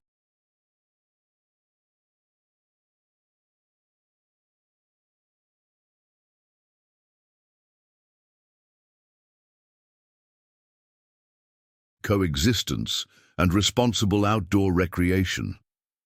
Marcus Thompson's speaking engagements about survival and recovery became a significant part of his post-attack life, as he used his experience to help other trauma victims while advocating for improved wilderness safety protocols. His presentations combined practical advice with philosophical reflections on the value of confronting and overcoming extreme challenges. The research facility established in Anchorage to study human-wildlife interactions became a leading center for understanding the psychological and behavioral aspects of encounters between people and large predators.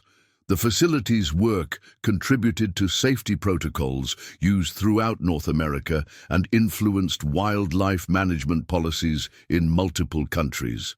The incident remained a defining experience for all involved, a moment when ordinary people discovered extraordinary reserves of courage and resilience while confronting one of nature's most formidable predators.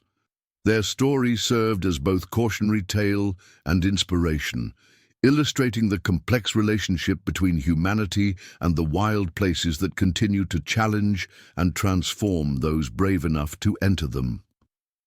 Years later, when asked what they had learned from their encounter with Scar, the survivors offered varied responses that reflected their individual personalities and recovery processes. Some emphasized the importance of preparation and respect for wilderness environments, while others focused on the human capacity for courage and mutual support under extreme circumstances. But all agreed that their shared experience had fundamentally changed their understanding of their own capabilities and limitations, their relationships with each other, and their appreciation for the raw power and beauty of Alaska's untamed wilderness. The attack had taken much from them, but it had also given them insights into human resilience and the bonds that form when people face genuine life-and-death challenges together. The legacy of September 11th, 2024, would endure not just as a cautionary tale about wilderness dangers, but as a testament to the human spirit's ability to survive, adapt, and find meaning in even the most traumatic experiences. Their story became part of the larger narrative of Alaska itself, a place where the line between civilization and wilderness remained thin, and where ordinary people could discover extraordinary truths about themselves and their place in the natural world.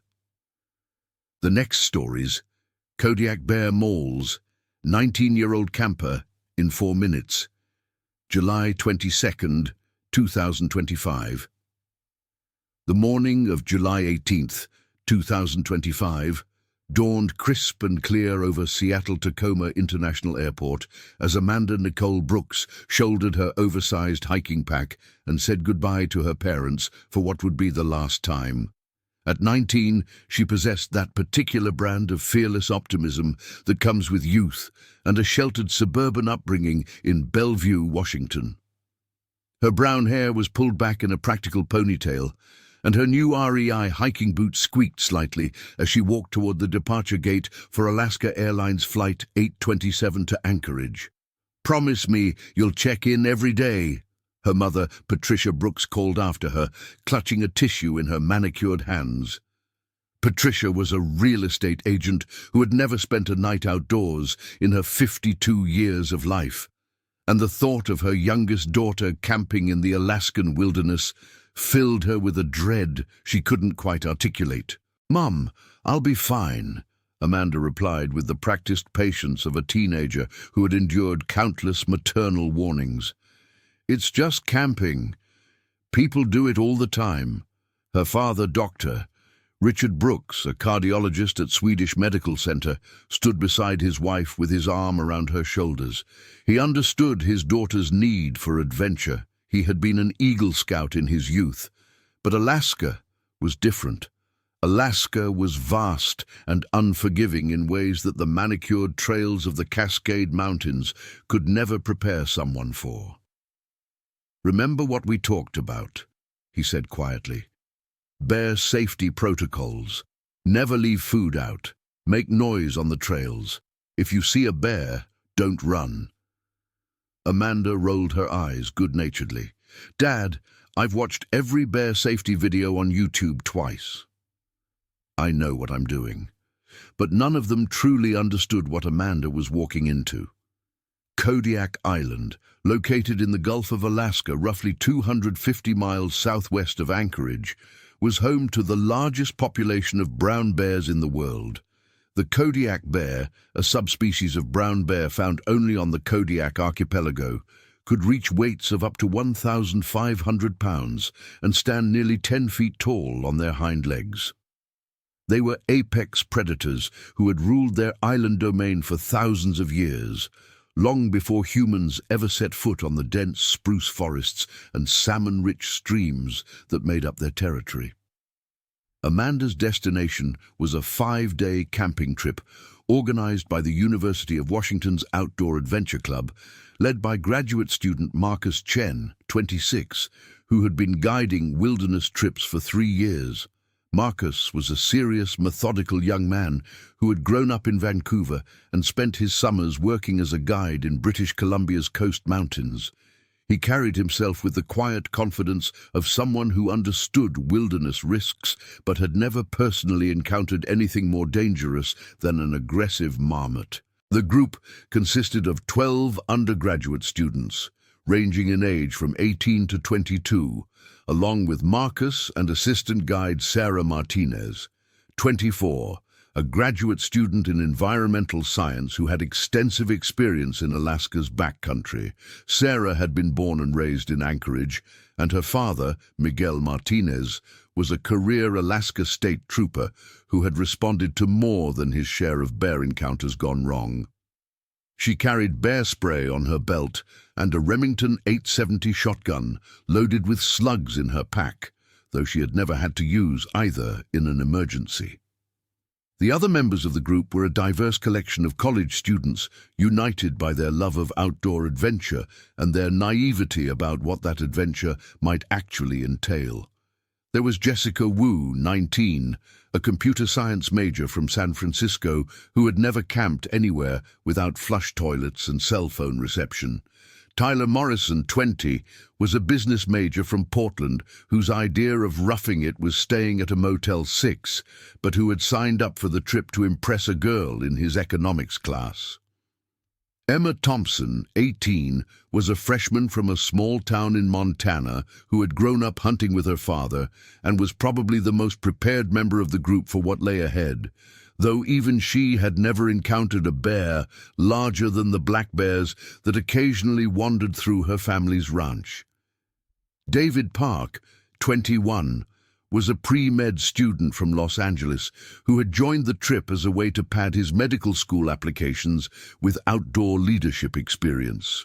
Rebecca Singh, 19, was an environmental studies major who had spent the previous summer working at a national park in California and considered herself something of an expert on wildlife, though her experience was limited to dealing with raccoons and the occasional coyote. Michael O'Brien, 22, was a senior geology major who had chosen the trip specifically because he wanted to study the volcanic formations of Kodiak Island for his thesis project. The remaining members were Ashley Chen, no relation to Marcus, 20, a psychology major who had recently ended a difficult relationship and was looking for a transformative experience. Jake Williams, 19, a journalism student who was documenting the trip for the university newspaper. Maria Gonzalez, 21, an art major who had brought an expensive camera to photograph the wilderness. And Christopher Lee, 20, a sociology major who had joined primarily because the trip was cheaper than staying in Seattle for the summer. As Flight 827 banked over the Cook Inlet toward Anchorage, Amanda pressed her face to the window and watched the vast expanse of mountains and forests scroll past below. The landscape looked pristine and endless, unmarked by roads or buildings for hundreds of miles in every direction. It was everything she had dreamed of. Pure wilderness adventure, far from the suburban safety of her childhood. What she couldn't see from 30,000 feet was the complex ecosystem of predator and prey that had been playing out in those forests for millennia. The summer of 2025 had been particularly challenging for Kodiak's bear population. A late spring had delayed the salmon runs, forcing the bears to rely more heavily on plant matter and small mammals to build up the fat reserves they would need to survive the coming winter. This nutritional stress made them more aggressive and more likely to investigate any potential food sources, including the unfamiliar scents and sounds that would soon emanate from a group of college students who had never learned to properly camouflage their presence in bear country. The flight to Anchorage took 3.5 hours, and Amanda spent most of it reading a paperback thriller about a woman lost in the wilderness who had to survive against impossible odds. She found it entertaining in the way that only someone who has never been truly lost or truly afraid can find such stories entertaining. The fictional dangers seemed exciting rather than terrifying, challenges to be overcome rather than forces that could snuff out a life in a matter of minutes. In Anchorage, the group met at the airport and transferred to a smaller charter plane for the 40-minute flight to Kodiak. The twin-engine Cessna 402 was piloted by Captain Frank Morrison, 58, a former Air Force pilot who had been flying in Alaska for over 20 years. Frank had a weathered face and hands that spoke of decades spent in cockpits and around aircraft, and he possessed the particular brand of practical wisdom that comes from understanding just how quickly things can go wrong in the Alaskan wilderness. "First time to Kodiak?" he asked Amanda as she climbed into the plane. "First time to Alaska," she replied with excitement. "I can't wait to see a bear." Frank's expression grew serious for a moment. "Well, you probably will," he said quietly. "Just remember, they're not teddy bears. They're wild animals, and they can kill you faster than you can blink." Amanda laughed, thinking he was being overly dramatic. I know. Everyone keeps warning me about the bears, but Marcus and Sarah know what they're doing, right?" Frank glanced over at Marcus, who was busy organizing gear and going over checklists with Sarah. "I'm sure they do," he said diplomatically, though something in his tone suggested he had reservations about sending a group of college kids into Kodiak's backcountry.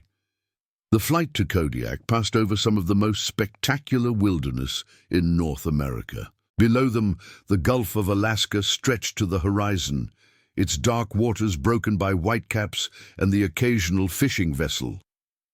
As they approached Kodiak Island, the landscape transformed into a tapestry of green forests, alpine meadows, and rugged coastline. Deep fjords cut into the island's interior, and snow-capped peaks rose toward the summer sky. Kodiak Island itself is roughly 100 miles long and 60 miles wide, making it the largest island in Alaska and the second largest island in the United States after Hawaii's Big Island. The island's southern half is dominated by Kodiak National Wildlife Refuge, which encompasses nearly 2 million acres of pristine wilderness. This was where the group would be camping, in bear habitat so rich and undisturbed that it supported one of the highest densities of brown bears anywhere in the world. As they descended toward Kodiak's small airport, Amanda could see the town of Kodiak spreading along the northeastern shore of the island. With a population of roughly 6,000 people, it was the largest community on the island and served as the hub for the region's fishing industry. The harbor was filled with commercial fishing vessels, their masts creating a forest of vertical lines against the blue sky. After landing, the group was met by Tom Bradley, 45, a local outfitter who would be transporting them by boat to their campsite near Larsen Bay on the island's western shore. Tom was a third-generation Kodiak resident whose grandfather had homesteaded on the island in the 1940s. His weathered hands and permanent squint spoke of decades spent on the water, and he knew the island's coastline like other people knew their neighborhood streets. "You folks picked a beautiful week for camping," Tom said, as he helped load their gear into his 32-foot fishing vessel, the Kodiak Queen. "Weather's supposed to be clear and calm for the next 5 days." Tom's boat was a working vessel designed for hauling nets and catching salmon rather than carrying tourists, but it was seaworthy and well-maintained. The deck was scattered with the detritus of the fishing trade, coils of rope, steel hooks, and the lingering smell of salmon and diesel fuel. As they pulled away from the harbor, Tom pointed out various landmarks along the coastline. "That's Pillar Mountain," he said, indicating a prominent peak rising behind the town. "And over there is the Coast Guard station. They're the ones who'll come looking for you if you don't check in when you're supposed to." The 2-hour boat ride to Larsen Bay gave Amanda her first real taste of Alaska's wilderness. The coastline was a dramatic sequence of rocky cliffs, hidden coves, and dense forests that seemed to stretch inland forever. Eagles soared overhead, and they spotted several sea otters floating on their backs in the kelp beds near shore. Dull porpoises raced alongside the boat, their black and white bodies cutting through the water with effortless grace. "Look at that," Jessica Wu said, pointing to a brown shape moving along the shoreline. "Is that a bear?" Tom squinted through the spray on his windshield.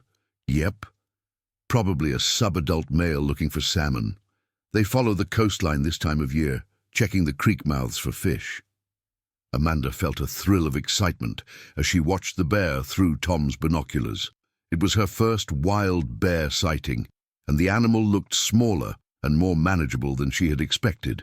She had no way of knowing that what she was seeing was actually a relatively small bear, probably weighing around 400 pounds, and that the adult males in the area could be 3 times that size.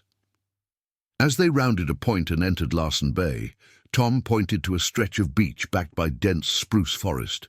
"That's your spot," he said. "Nice flat area for your tents, fresh water creek right there, and good access to the hiking trails inland." The beach was a crescent of coarse sand and rounded stones, perhaps 200 yards long and 50 yards deep at its widest point.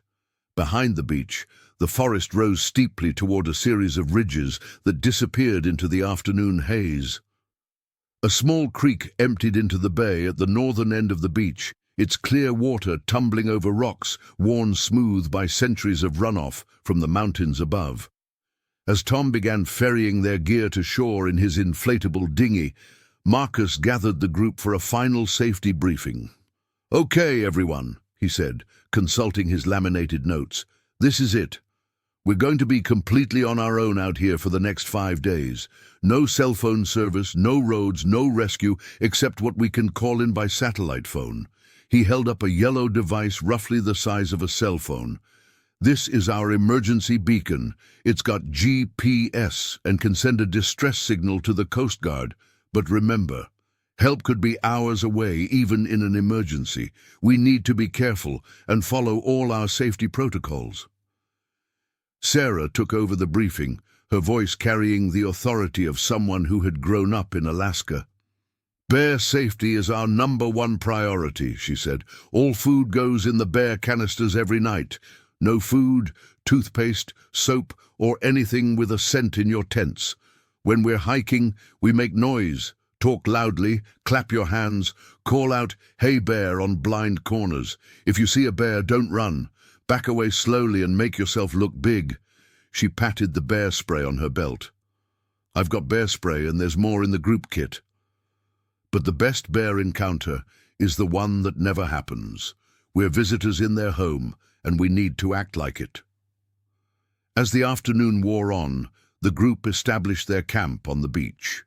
Following Marcus's instructions, they set up their tents in a line parallel to the water, about 30 yards back from the high tide mark. The cooking area was established another 50 yards inland, and the bear-proof food canisters were placed 100 yards away in a triangle pattern, as far from the sleeping area as practical.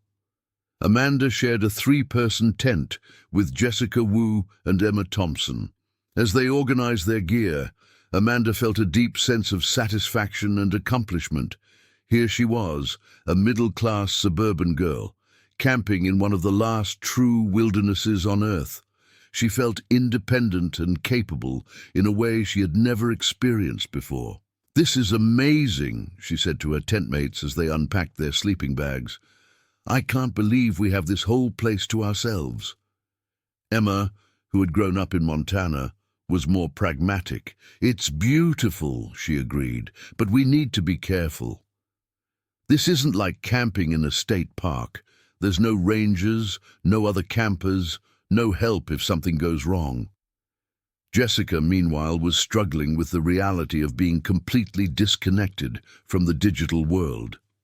"I can't get even 1 bar of signal," she complained, holding her phone toward the sky. "What if there's an emergency at home?" "That's the point," Amanda said. "We're supposed to be disconnected. When else in our lives are we going to have the chance to experience pure wilderness like this?" As evening approached, Marcus and Sarah prepared dinner on their camp stoves. The menu was simple but nourishing: dehydrated chili, rehydrated with hot water, followed by instant pudding for dessert. As they ate, Tom Bradley prepared to head back to town. "I'll be back to pick you up on Sunday afternoon," he said, firing up the outboard motor on his dinghy. "But remember, if the weather turns bad, I might not be able to get in here." That satellite phone is your lifeline. As Tom's boat disappeared around the point, the group settled into their first evening in the wilderness. The sun hung low over the western mountains, painting the sky in shades of orange and pink. The only sounds were the gentle lapping of waves on the beach and the distant cry of seagulls. David Park, the pre-med student, had brought a guitar, and he led the group in a sing-along around their camp stove. The songs were the standard repertoire of college camping trips: Country Roads, Sweet Caroline, and various folk songs they half remembered from summer camps and youth group retreats. Their voices carried across the water and into the forest beyond, announcing their presence to any wildlife within hearing distance. What they didn't know was that their activities were indeed being observed. High on the ridge, overlooking the bay, a massive male Kodiak bear had been awakened from his afternoon nap by the unfamiliar sounds drifting up from the beach. At 8 years old and weighing nearly 1,200 pounds, he was in his prime. A dominant male who had claimed this section of coastline as part of his territory during the spring breeding season. The bear's name, if bears had names, might have been Old Scar, for the distinctive mark that ran across his left shoulder from a territorial fight 5 years earlier. He was an experienced and successful predator who had learned over the years that humans often meant food, either intentionally left behind or carelessly stored. He had raided garbage cans in the town of Kodiak as a younger bear and had been driven away by wildlife officials with rubber bullets and bear spray, but he had never lost his association between human scents and the possibility of an easy meal.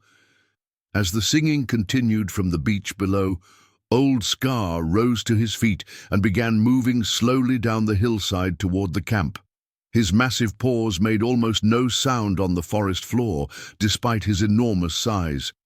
He moved with the fluid grace of a creature perfectly adapted to his environment, following game trails that had been used by bears for generations. Meanwhile, on the beach, the group was settling into their sleeping bags as full darkness fell. Alaska in July never gets truly dark. The sky fades to a deep twilight that lasts all night, providing just enough light to navigate without a flashlight. This phenomenon, known as the White Nights, was new and exciting for most of the group. "I don't think I'm going to be able to sleep," Amanda whispered to her tent mates. "It's too bright, and I'm too excited." "Try counting sheep," Emma suggested, "or bears. Maybe that's more appropriate here." They laughed quietly, unaware that there was indeed a bear to count, and that he was now less than 500 yards away, working his way methodically toward their camp, following a scent trail that led directly to their poorly secured food cache. Marcus had followed the bear safety protocols he had learned, but he had made one crucial error. While the bear canisters themselves were properly closed and positioned away from camp, the group had been careless about cleaning up after dinner. Tiny scraps of food had been scattered around the cooking area, and the dishwater had been poured out on the ground rather than being strained and the scraps packed out. To Old Scar's sensitive nose, the scent trail was as clear as a neon sign pointing toward the beach. He could smell dehydrated chili, chocolate pudding, toothpaste, soap, and the complex cocktail of human odors that accompanied any group of people living in close quarters.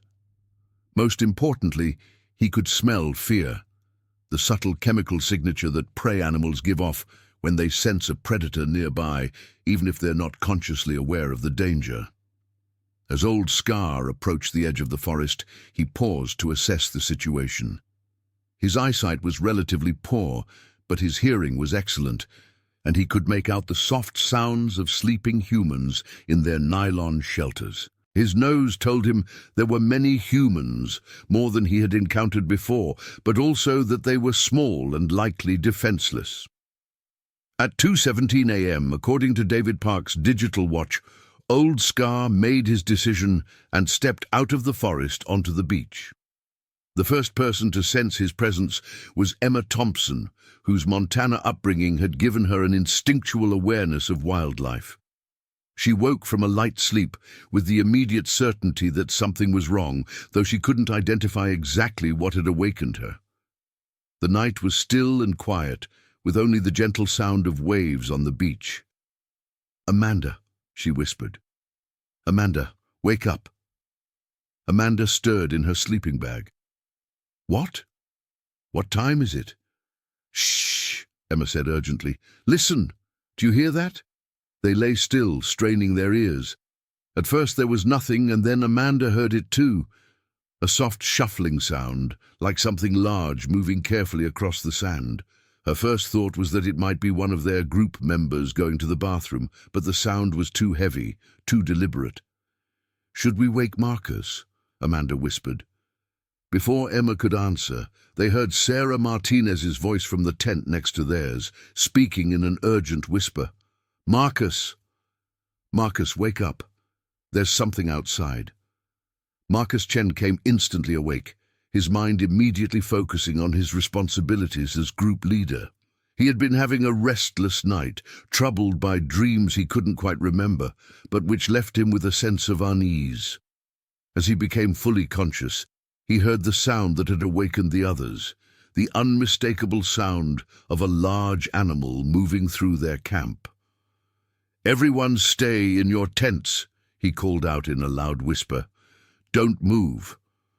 Don't make any sudden sounds." But it was too late for stealth.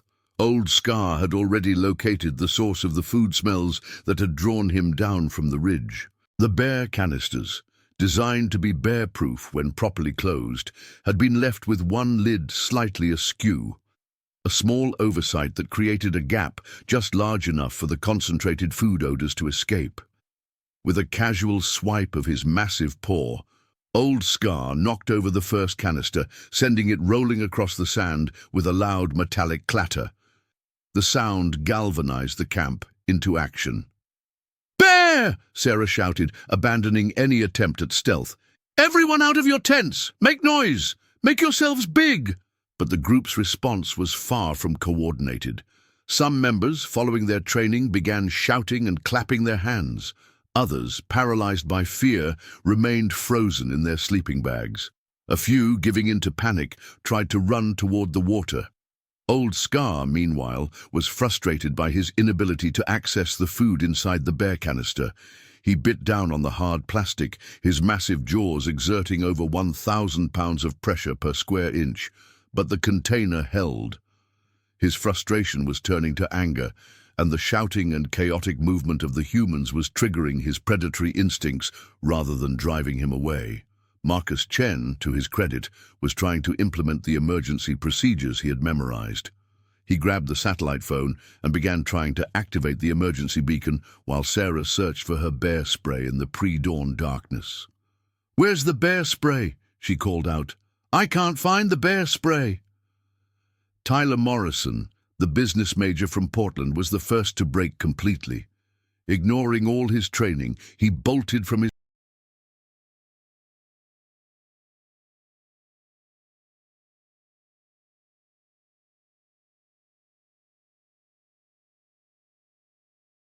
tent and ran toward the water, screaming at the top of his lungs. The sudden movement and high-pitched screaming triggered something primal in Old Scar's brain, the recognition that this was prey behavior, the kind of panicked flight that indicated a vulnerable target. With shocking speed for such a massive animal, Old Scar pivoted away from the bear canister and began pursuing Tyler across the beach.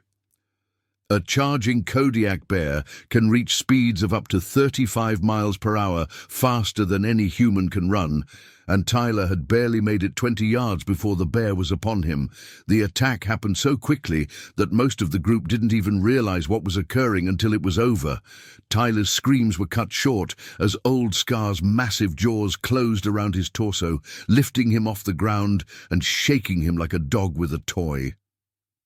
The sounds that followed were unlike anything any of them had ever heard. The wet cracking of bones, the desperate gurgling of someone trying to breathe with punctured lungs, and underneath it all, the huffing and growling of a predator that had found its prey. Sarah Martinez finally located her bear spray and ran toward the attack, but she was too late to save Tyler. She deployed the spray at close range, hitting both the bear and Tyler with the powerful capsaicin mist. Old Scar dropped Tyler's motionless body and turned toward this new threat, his eyes streaming and his nose burning from the chemical irritant. For a moment that seemed to last forever, Sarah stood facing down 1,200 pounds of enraged Kodiak bear from a distance of less than 10 feet. The bear spray had temporarily disoriented Old Scar, but it had also made him more unpredictable and aggressive. His small eyes, now red and weeping from the capsaicin, fixed on Sarah with unmistakable malevolent intent. "Get back!" she screamed to the rest of the group, who were scattered across the beach in various states of panic and shock. "Everyone get back!" But her warning came too late for Amanda Brooks. In the chaos and confusion, Amanda had become separated from her tentmates and was trying to reach the satellite phone that Marcus had dropped when Tyler was attacked. She was crawling on her hands and knees across the sand, feeling desperately for the device in the dim twilight, when Old Scar's attention shifted from Sarah to this new source of movement. The bear spray had only temporarily deterred the massive predator, and the effects were already beginning to wear off. Old Scar had been living wild for 8 years, and his survival instincts told him that these strange creatures represented both a threat and an opportunity. The taste of blood was fresh in his mouth, and his predatory drive was now fully activated. Amanda was still searching for the satellite phone when she heard the sound that would haunt the survivors' nightmares for the rest of their lives. The heavy breathing and ground-shaking footsteps of a massive bear approaching at a run. She looked up to see Old Scar bearing down on her, his massive head lowered and his small ears flattened against his skull in unmistakable aggression.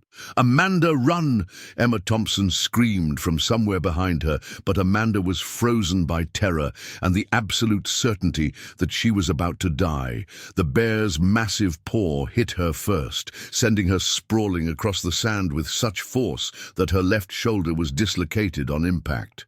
Before she could even register the pain, Old Scar's jaws closed around her torso just below her ribcage. The sensation was indescribable, like being caught in a mechanical vice that was simultaneously crushing and piercing her body. Amanda's screams cut through the night air, primal sounds of agony and terror that seemed to come from some deep, animal part of her brain. She could feel the bear's teeth penetrating her flesh, could hear her own ribs cracking under the pressure of his bite. The pain was so intense that it transcended normal human experience, becoming something abstract and almost philosophical.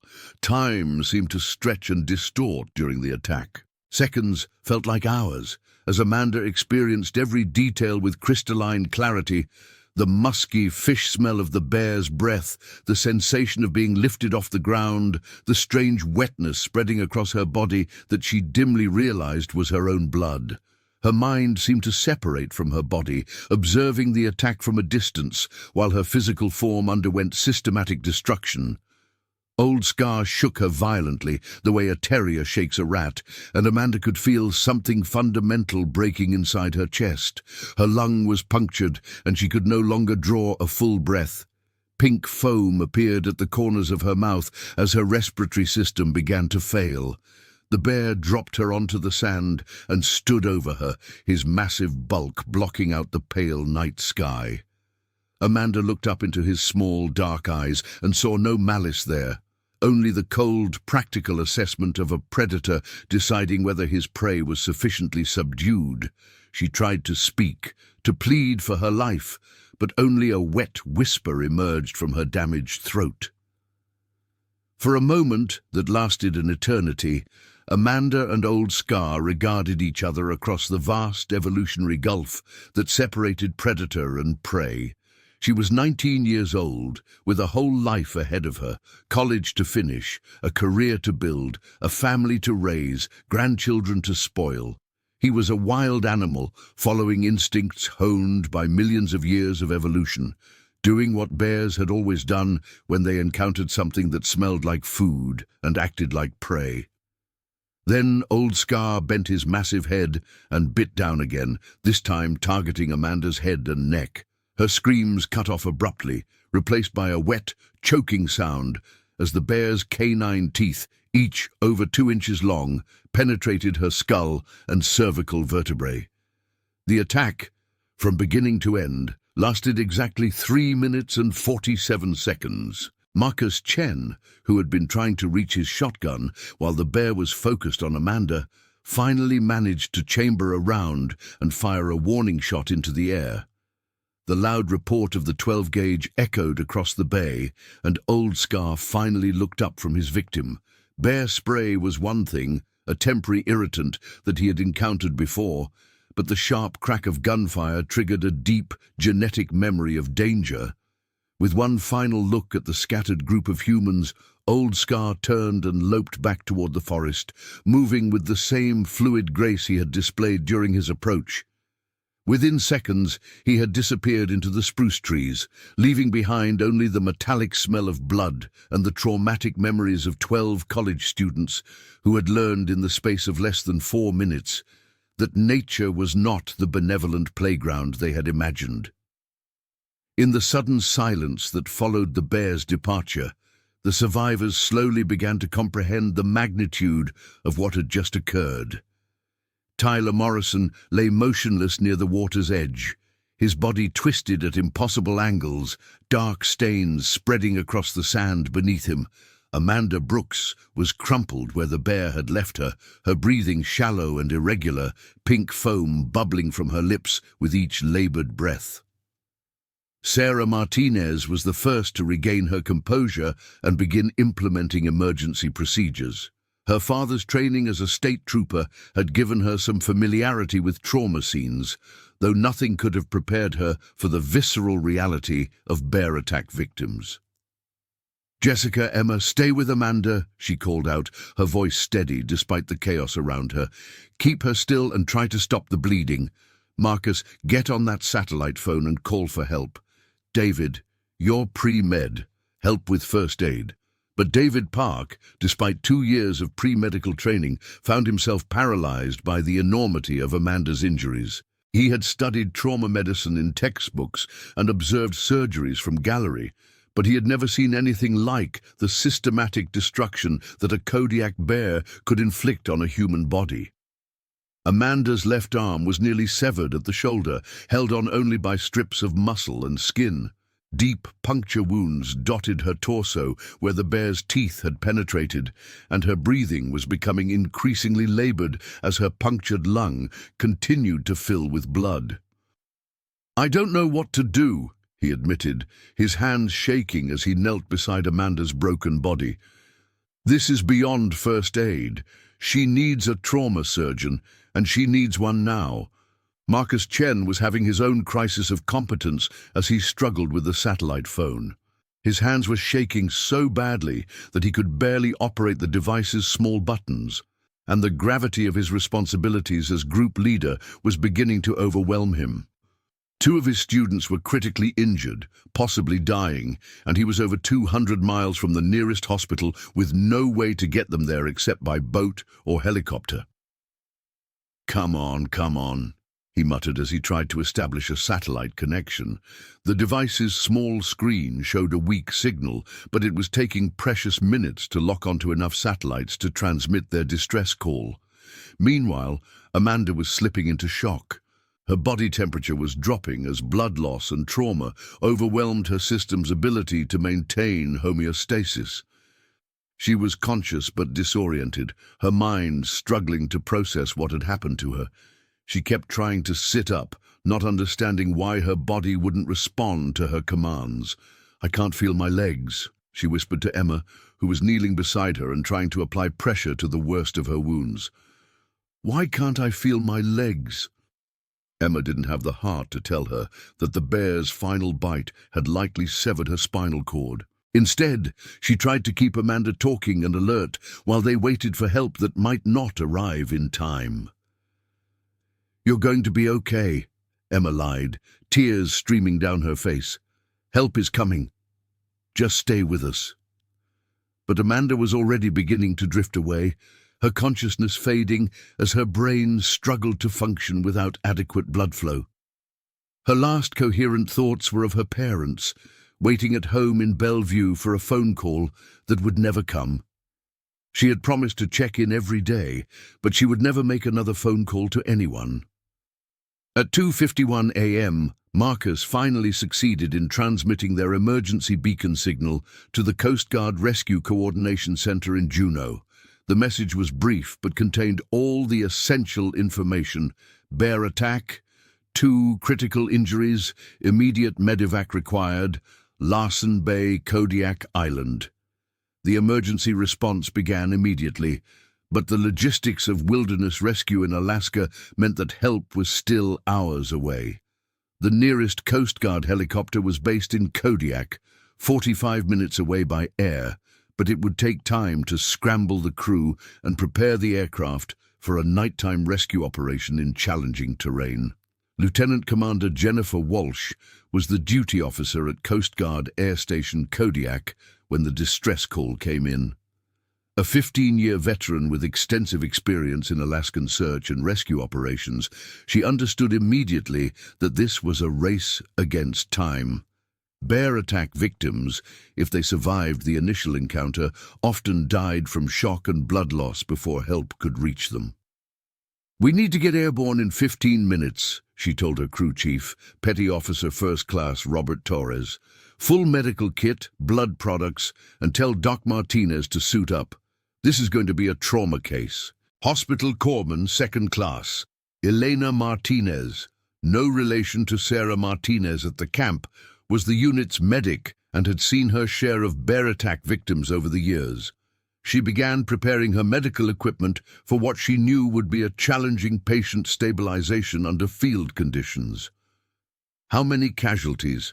she asked as she loaded trauma supplies into the helicopter. "2 confirmed, possibly more," Walsh replied. "Multiple witnesses, so we'll have a crowd to manage too." The MH-60 Jayhawk lifted off from Kodiak at 3:15 a.m., its powerful engines cutting through the pre-dawn darkness as it raced toward Larsen Bay. The flight would take 42 minutes, assuming good weather and no complications. Back at the campsite, the survivors had done what they could for Tyler and Amanda, but their limited first aid training was inadequate for the severity of the injuries. Tyler had died from his wounds within minutes of the attack, his internal injuries too extensive for any field treatment to help. Amanda was still breathing, but barely, and her pulse was becoming increasingly weak and irregular. "She's going into cardiac arrest," David Park said, his pre-med training finally overcoming his initial shock. He began CPR, pumping Amanda's chest in rhythm, while Emma tried to maintain her airway. The CPR was largely futile given the extent of Amanda's internal injuries, but it gave the survivors something constructive to do while they waited for professional help. The rhythmic compressions and rescue breathing created a focal point for their efforts and helped prevent the complete psychological collapse that might otherwise have overwhelmed the group. As they worked, the other survivors began to process their own trauma. Several were dealing with varying degrees of shock and panic, while others were experiencing the kind of hypervigilance that comes from having survived a life-threatening encounter. Every sound from the forest now seemed like a potential threat, and more than one person was convinced that the bear would return to finish what it had started. Christopher Lee, the sociology major, had retreated to the far end of the beach and was vomiting repeatedly from a combination of shock and the visceral horror of what he had witnessed. The smell of blood and the sounds of Amanda's labored breathing had triggered a physical response that he couldn't control. Maria Gonzalez, the art major who had brought her expensive camera to photograph the wilderness, found herself compulsively taking pictures of the scene. It was a psychological defense mechanism, a way of processing trauma by putting it at one remove from immediate experience. The photos would later become crucial evidence in the investigation that followed. Jake Williams, the journalism student, was already thinking about how he would write about this experience, though he couldn't yet comprehend the full magnitude of what had occurred. His reporter's instincts were telling him that this was a story that would change all their lives, but he was still too close to the events to understand their true implications. At 3:57 a.m., the survivors heard the distinctive sound of helicopter rotors approaching from the east. The Coast Guard Jayhawk appeared as a set of flashing lights against the pale sky, its powerful spotlights sweeping the beach as the crew searched for a safe landing zone. "Clear the area around the casualties," Lieutenant Commander Walsh's voice crackled over the helicopter's external speakers. "We're coming in to land." The MH-60 touched down on the beach 50 yards from where Amanda lay, its rotor wash sending sand and debris flying across the campsite. Before the skids had fully settled, Corpsman Martinez was out of the aircraft and running toward the casualties with her medical kit. Her assessment of Amanda's condition was swift and professional. Massive trauma to torso and head, significant blood loss, possible spinal injuries, she reported into her radio as she began emergency treatment. "We need to get her to a trauma center immediately." But even as she worked to stabilize Amanda for transport, Martinez could see that the young woman's injuries were likely unsurvivable. The bear's teeth had caused damage to multiple organ systems, and she had lost too much blood for too long. Still, she continued her efforts, starting intravenous lines and administering emergency medications, while the helicopter crew prepared a litter for transport.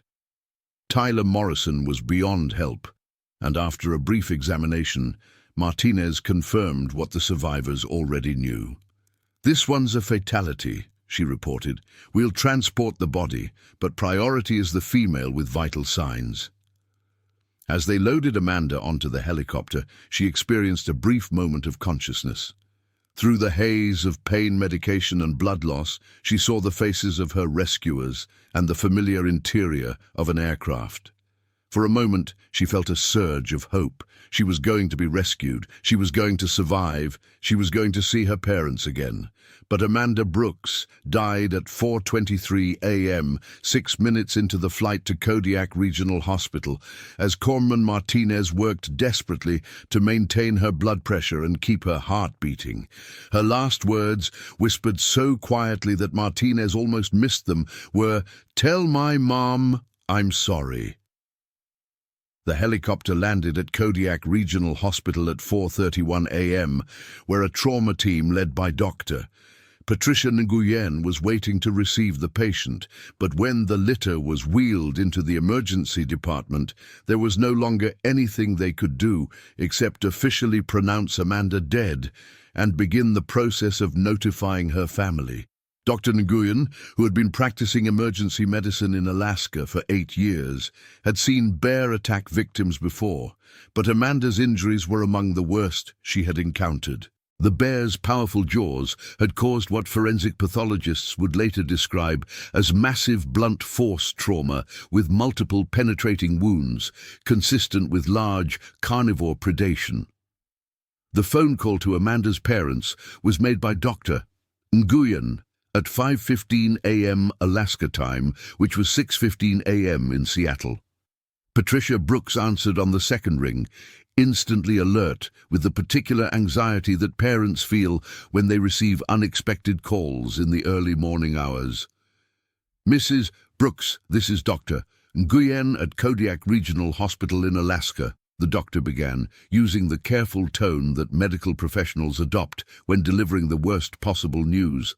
"I'm calling about your daughter Amanda." The conversation that followed lasted less than 3 minutes, but it changed the Brooks family forever.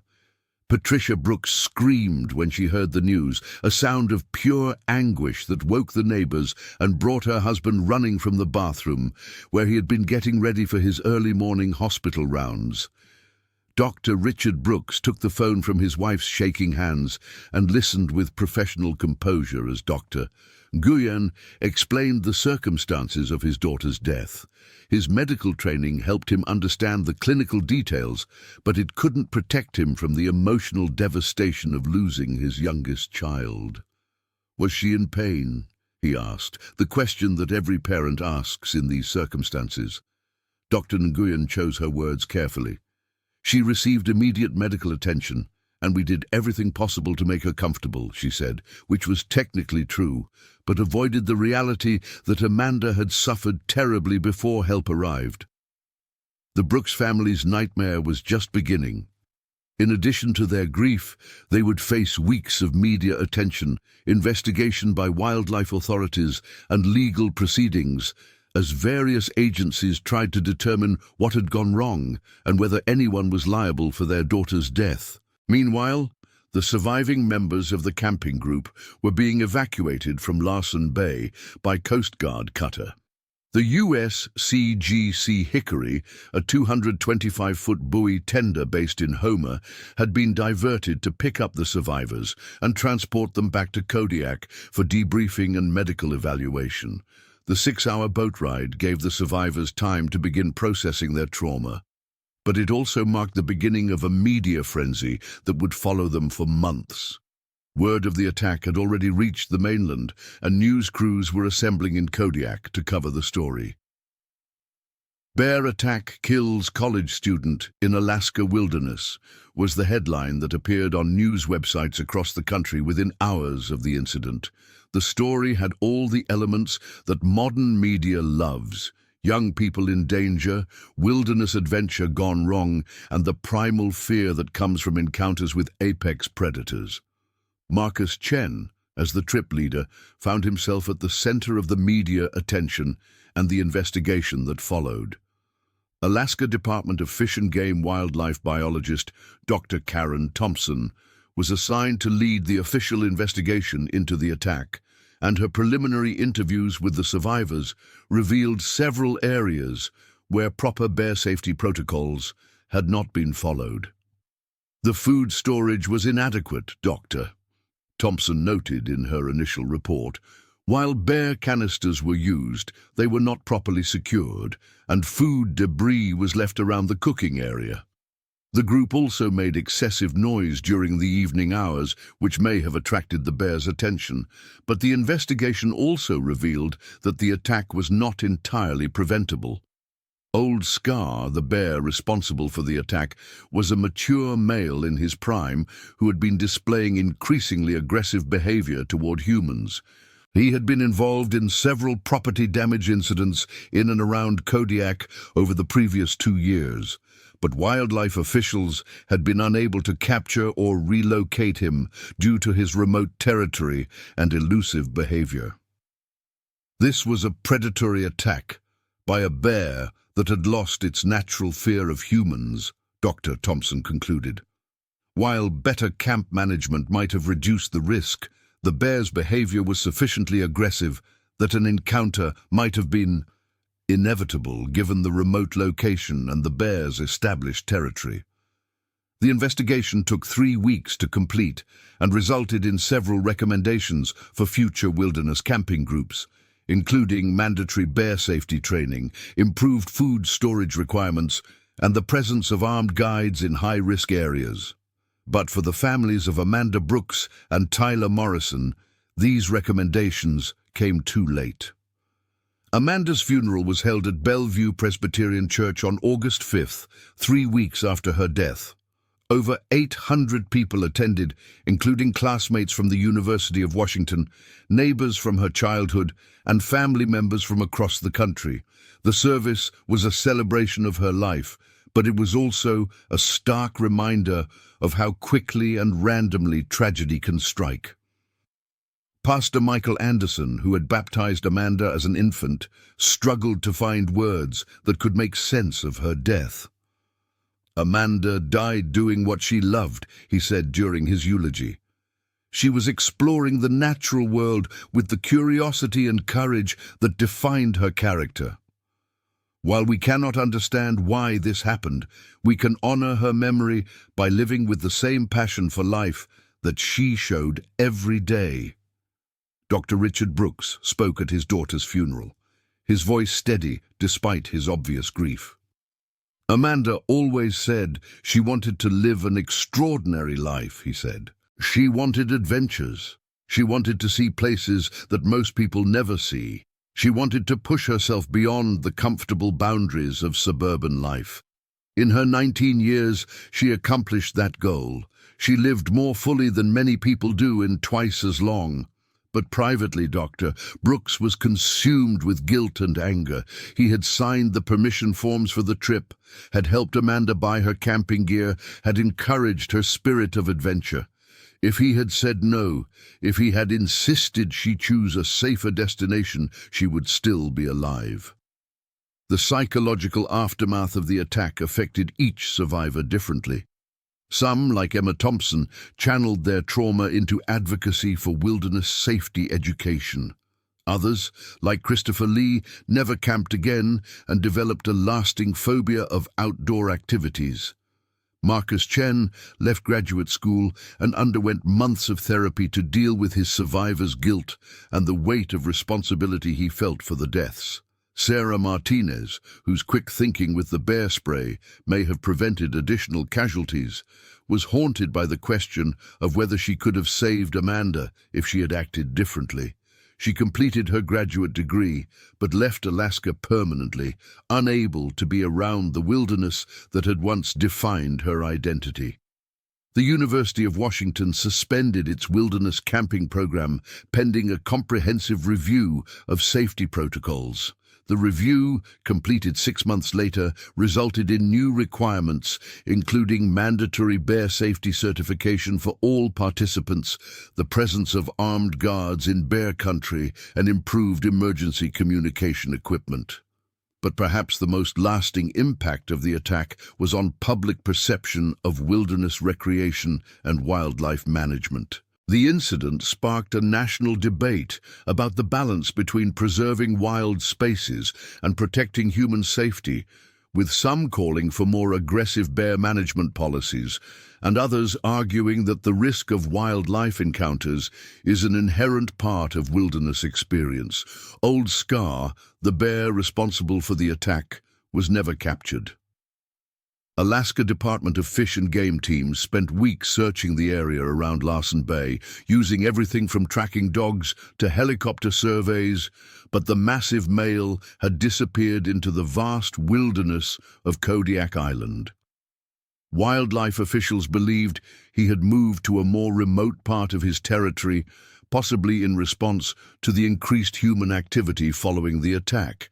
3 months after the incident, a fishing boat captain reported seeing a very large bear on a beach near Uyak Bay, roughly 20 miles south of the attack site. The bear showed no fear of the boat and even appeared to investigate their fishing activities from shore. Wildlife officials suspected this might be Old Scar, but they were never able to confirm the identification or capture the animal. The legal proceedings following the attack were complex and prolonged. Amanda's parents filed a wrongful death lawsuit against the University of Washington, alleging inadequate supervision and failure to follow proper safety protocols. The university's legal team argued that wilderness activities carry inherent risks that cannot be completely eliminated, and that Amanda had voluntarily assumed those risks by participating in the trip. The case was eventually settled out of court for an undisclosed amount, with the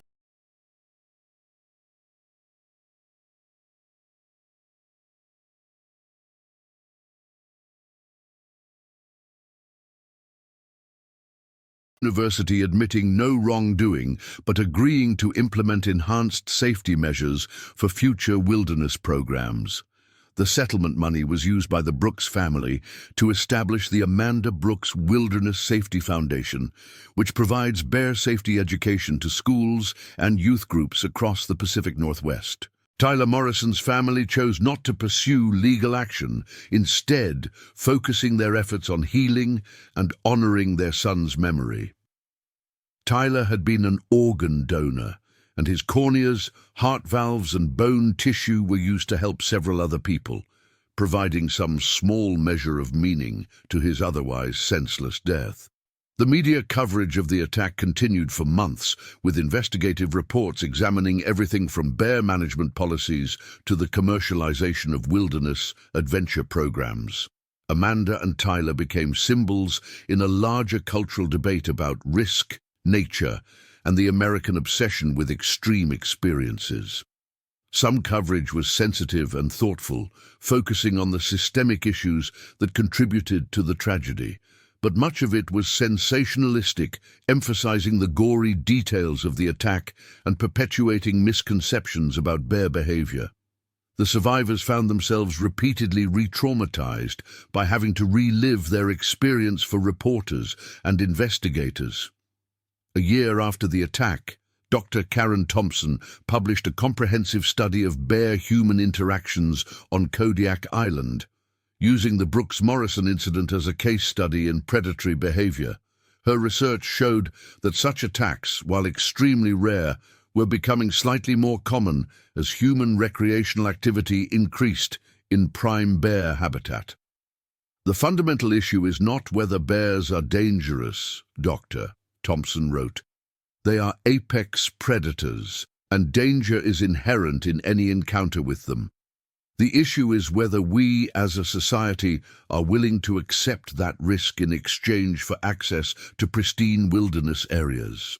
Her study recommended several policy changes, including mandatory bear safety training for all wilderness guides, improved funding for bear research and management programs, and the development of better emergency response capabilities in remote areas. Some of these recommendations were implemented, but others were deemed too expensive or impractical by state and federal agencies. The 5th anniversary of the attack, July 22, 2030, was marked by a small memorial service at Larsen Bay.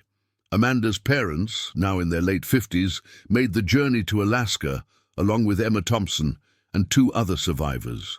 They placed a simple plaque on the beach where their daughter had died, bearing her name and the inscription, "She sought adventure and found wonder." Dr. Richard Brooks, now retired from his cardiology practice, had become an advocate for wilderness safety education. Amanda's death was not in vain if it helps prevent other families from experiencing this loss, he said during the memorial service. She would want her story to help other young people pursue their dreams safely. Patricia Brooks had struggled more with the loss, requiring years of therapy to cope with her grief and guilt, but she too had found purpose in advocating for wilderness safety, speaking to school groups and youth organizations about the importance of proper preparation and risk assessment. "I don't want to scare young people away from outdoor adventures," she would tell these groups. "Amanda wouldn't want that either. But I want them to understand that nature is not a theme park. It's wild and unpredictable, and it demands respect and preparation."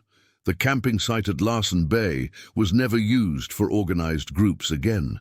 The Alaska Department of Fish and Game designated it as a research area, and access was restricted to scientists studying bear behavior and ecology.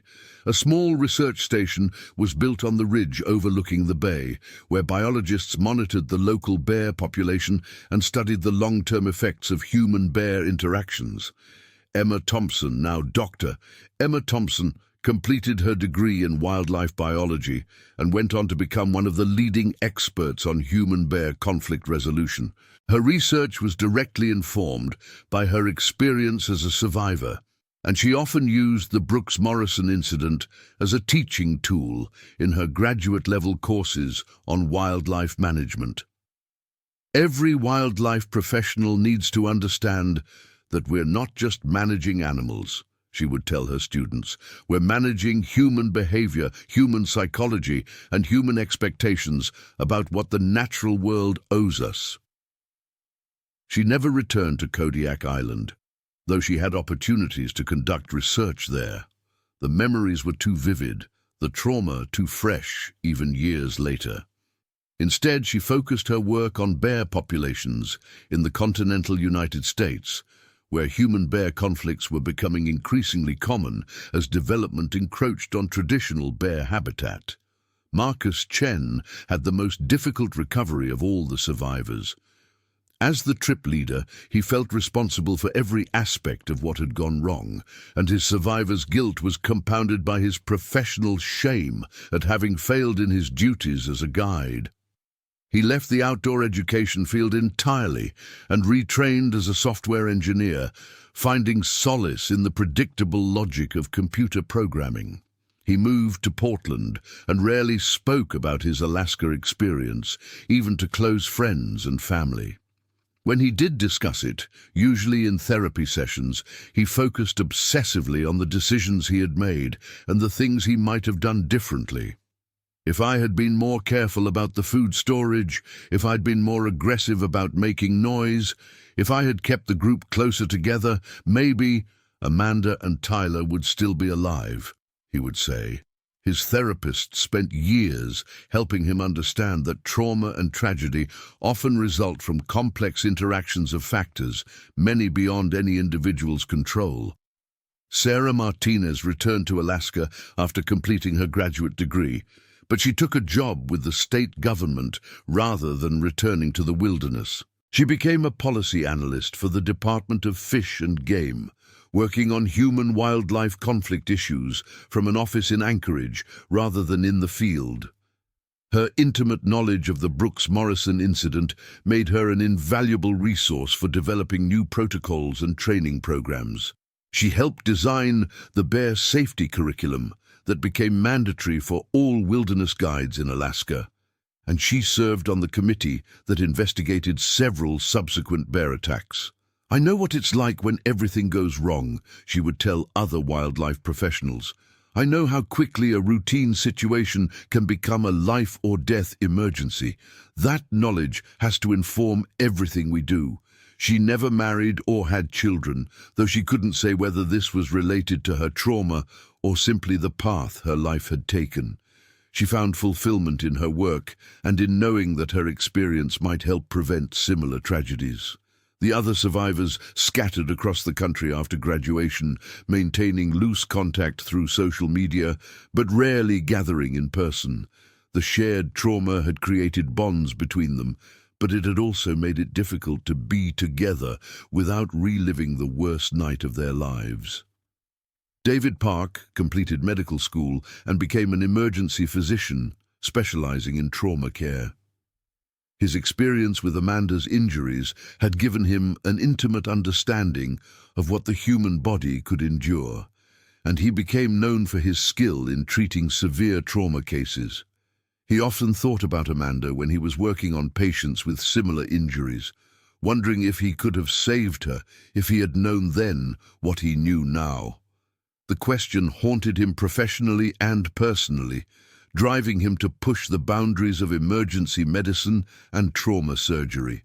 Jessica Wu left outdoor recreation entirely and became a software developer like Marcus, finding comfort in the controlled environment of office buildings and the logical predictability of computer code.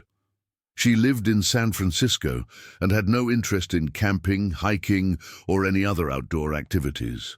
Christopher Lee became a social worker, specializing in trauma counseling for survivors of violent crimes and accidents.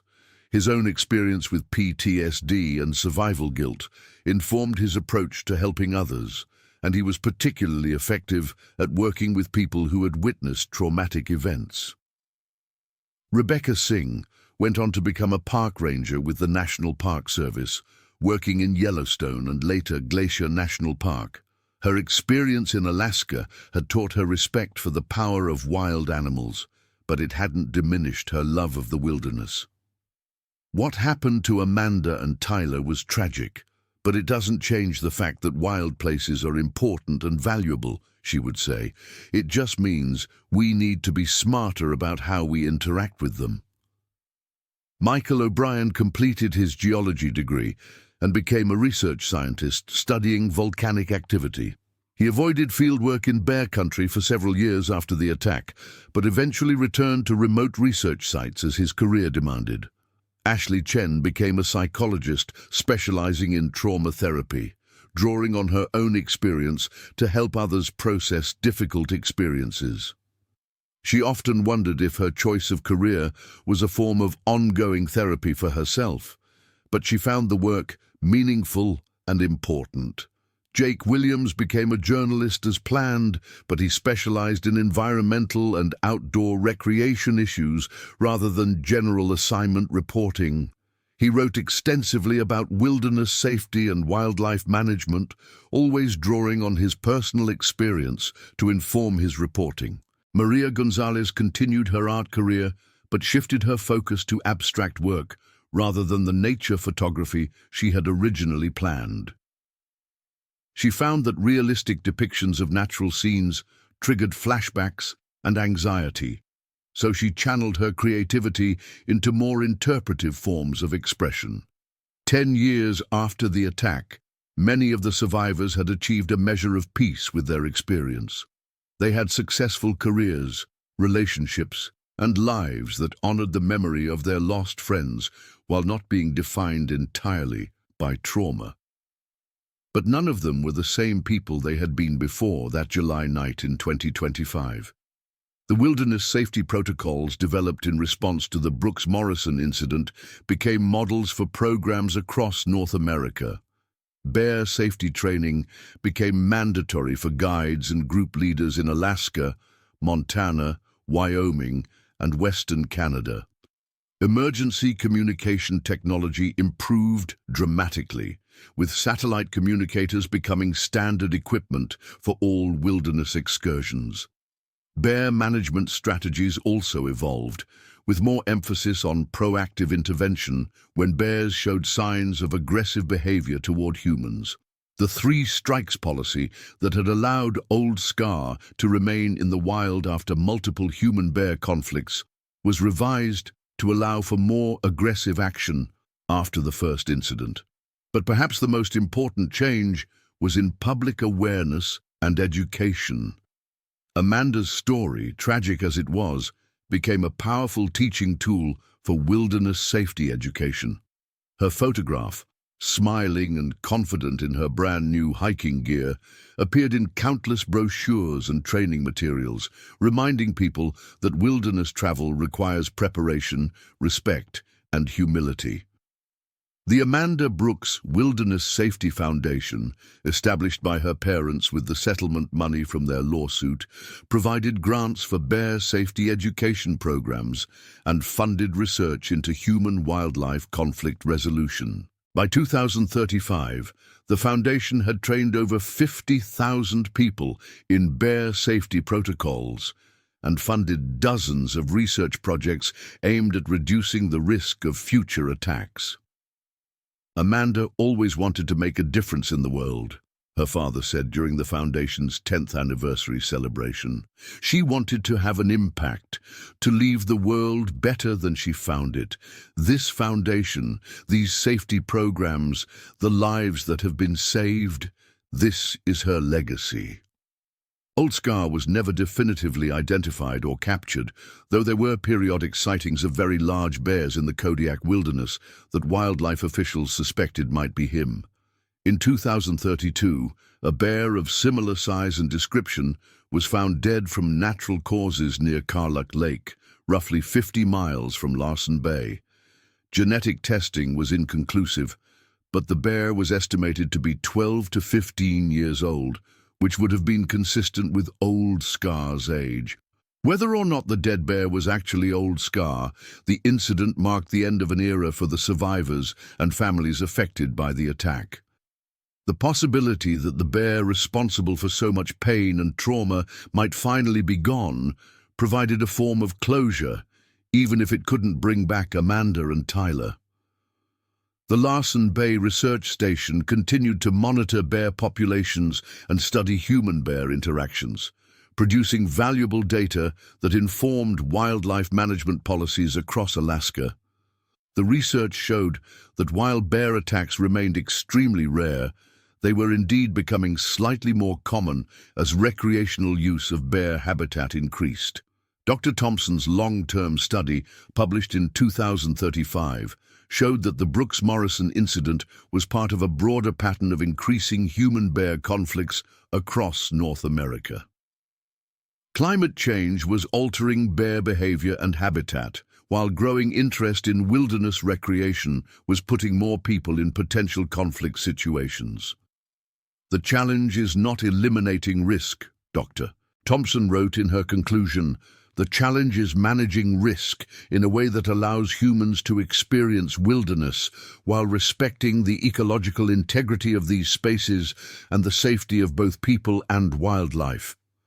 Her recommendations included continued investment in bear safety education, improved emergency response capabilities in remote areas, and more sophisticated approaches to bear management that balanced public safety with conservation goals. The 20th anniversary of the attack in 2045 was marked by a documentary film that examined the long-term impacts of the incident on wilderness safety policies and the lives of the survivors.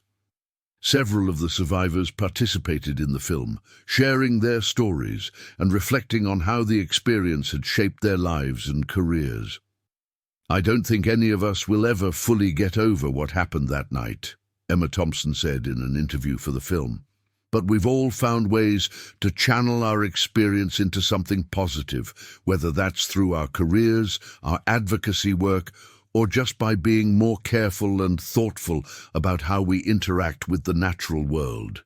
The film, titled 4 Minutes in Alaska, won several awards and became a widely used educational tool in wilderness safety programs.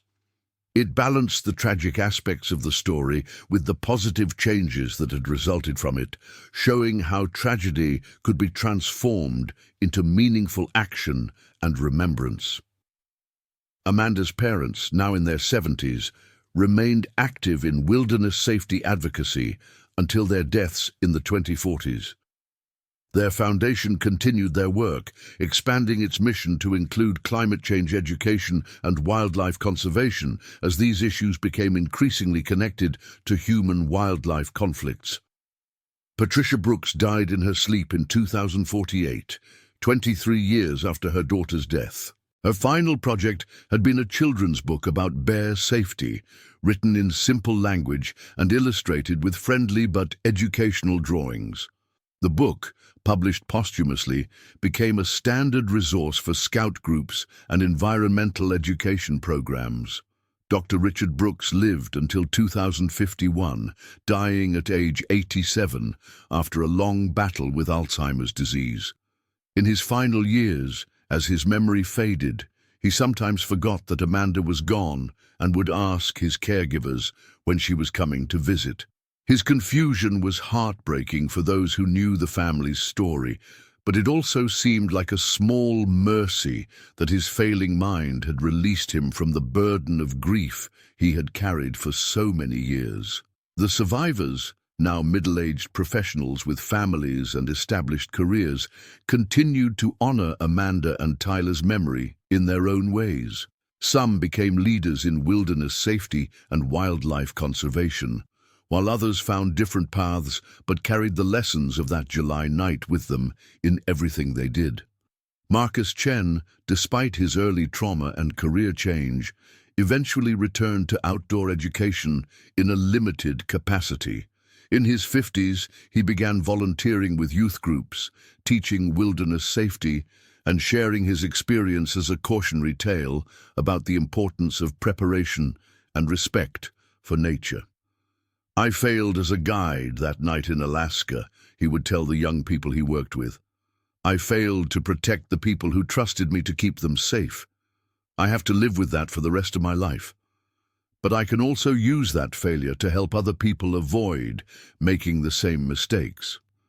His talks were powerful and emotional, combining technical instruction with personal testimony that left lasting impressions on his audiences. Many former students credited Marcus's presentations with teaching them to approach wilderness activities with appropriate caution and preparation. Sarah Martinez eventually became the director of the Alaska Department of Fish and Game's Human-Wildlife Conflict Division, overseeing bear management programs across the state. Her policies and procedures, informed by her personal experience with bear attacks, were adopted by wildlife agencies across North America and were credited with reducing the frequency and severity of human-bear conflicts. In 2055, 30 years after the attack, Larsen Bay was designated as the Amanda Brooks Memorial Wilderness Area, protecting over 100,000 acres of pristine bear habitat, while also serving as a research and education site for wildlife biologists and safety instructors. The designation was supported by Amanda's surviving family members and the other survivors, who saw it as an appropriate way to honor her memory while advancing the cause of wilderness conservation and safety. The Memorial Wilderness Area included the original campsite where the attack occurred, now marked by a simple stone cairn bearing Amanda and Tyler's names. Visitors were allowed in the area only as part of organized educational programs, and bear safety training was mandatory for all participants. The site became a pilgrimage destination for people interested in wilderness safety and wildlife conservation, as well as for families who had lost loved ones in outdoor accidents. The stark beauty of the landscape, combined with the sobering reality of what had happened there, created a powerful educational experience that reinforced the importance of respecting nature's power and unpredictability. By the time the 50th anniversary of the attack arrived in 2075, most of the original survivors had died of natural causes, and the incident had passed from living memory into historical record. But the safety protocols and educational programs that had developed in response to Amanda and Tyler's deaths continued to save lives and prevent similar tragedies. The Amanda Brooks Wilderness Safety Foundation had evolved into a major conservation and education organization, operating programs across North America and internationally.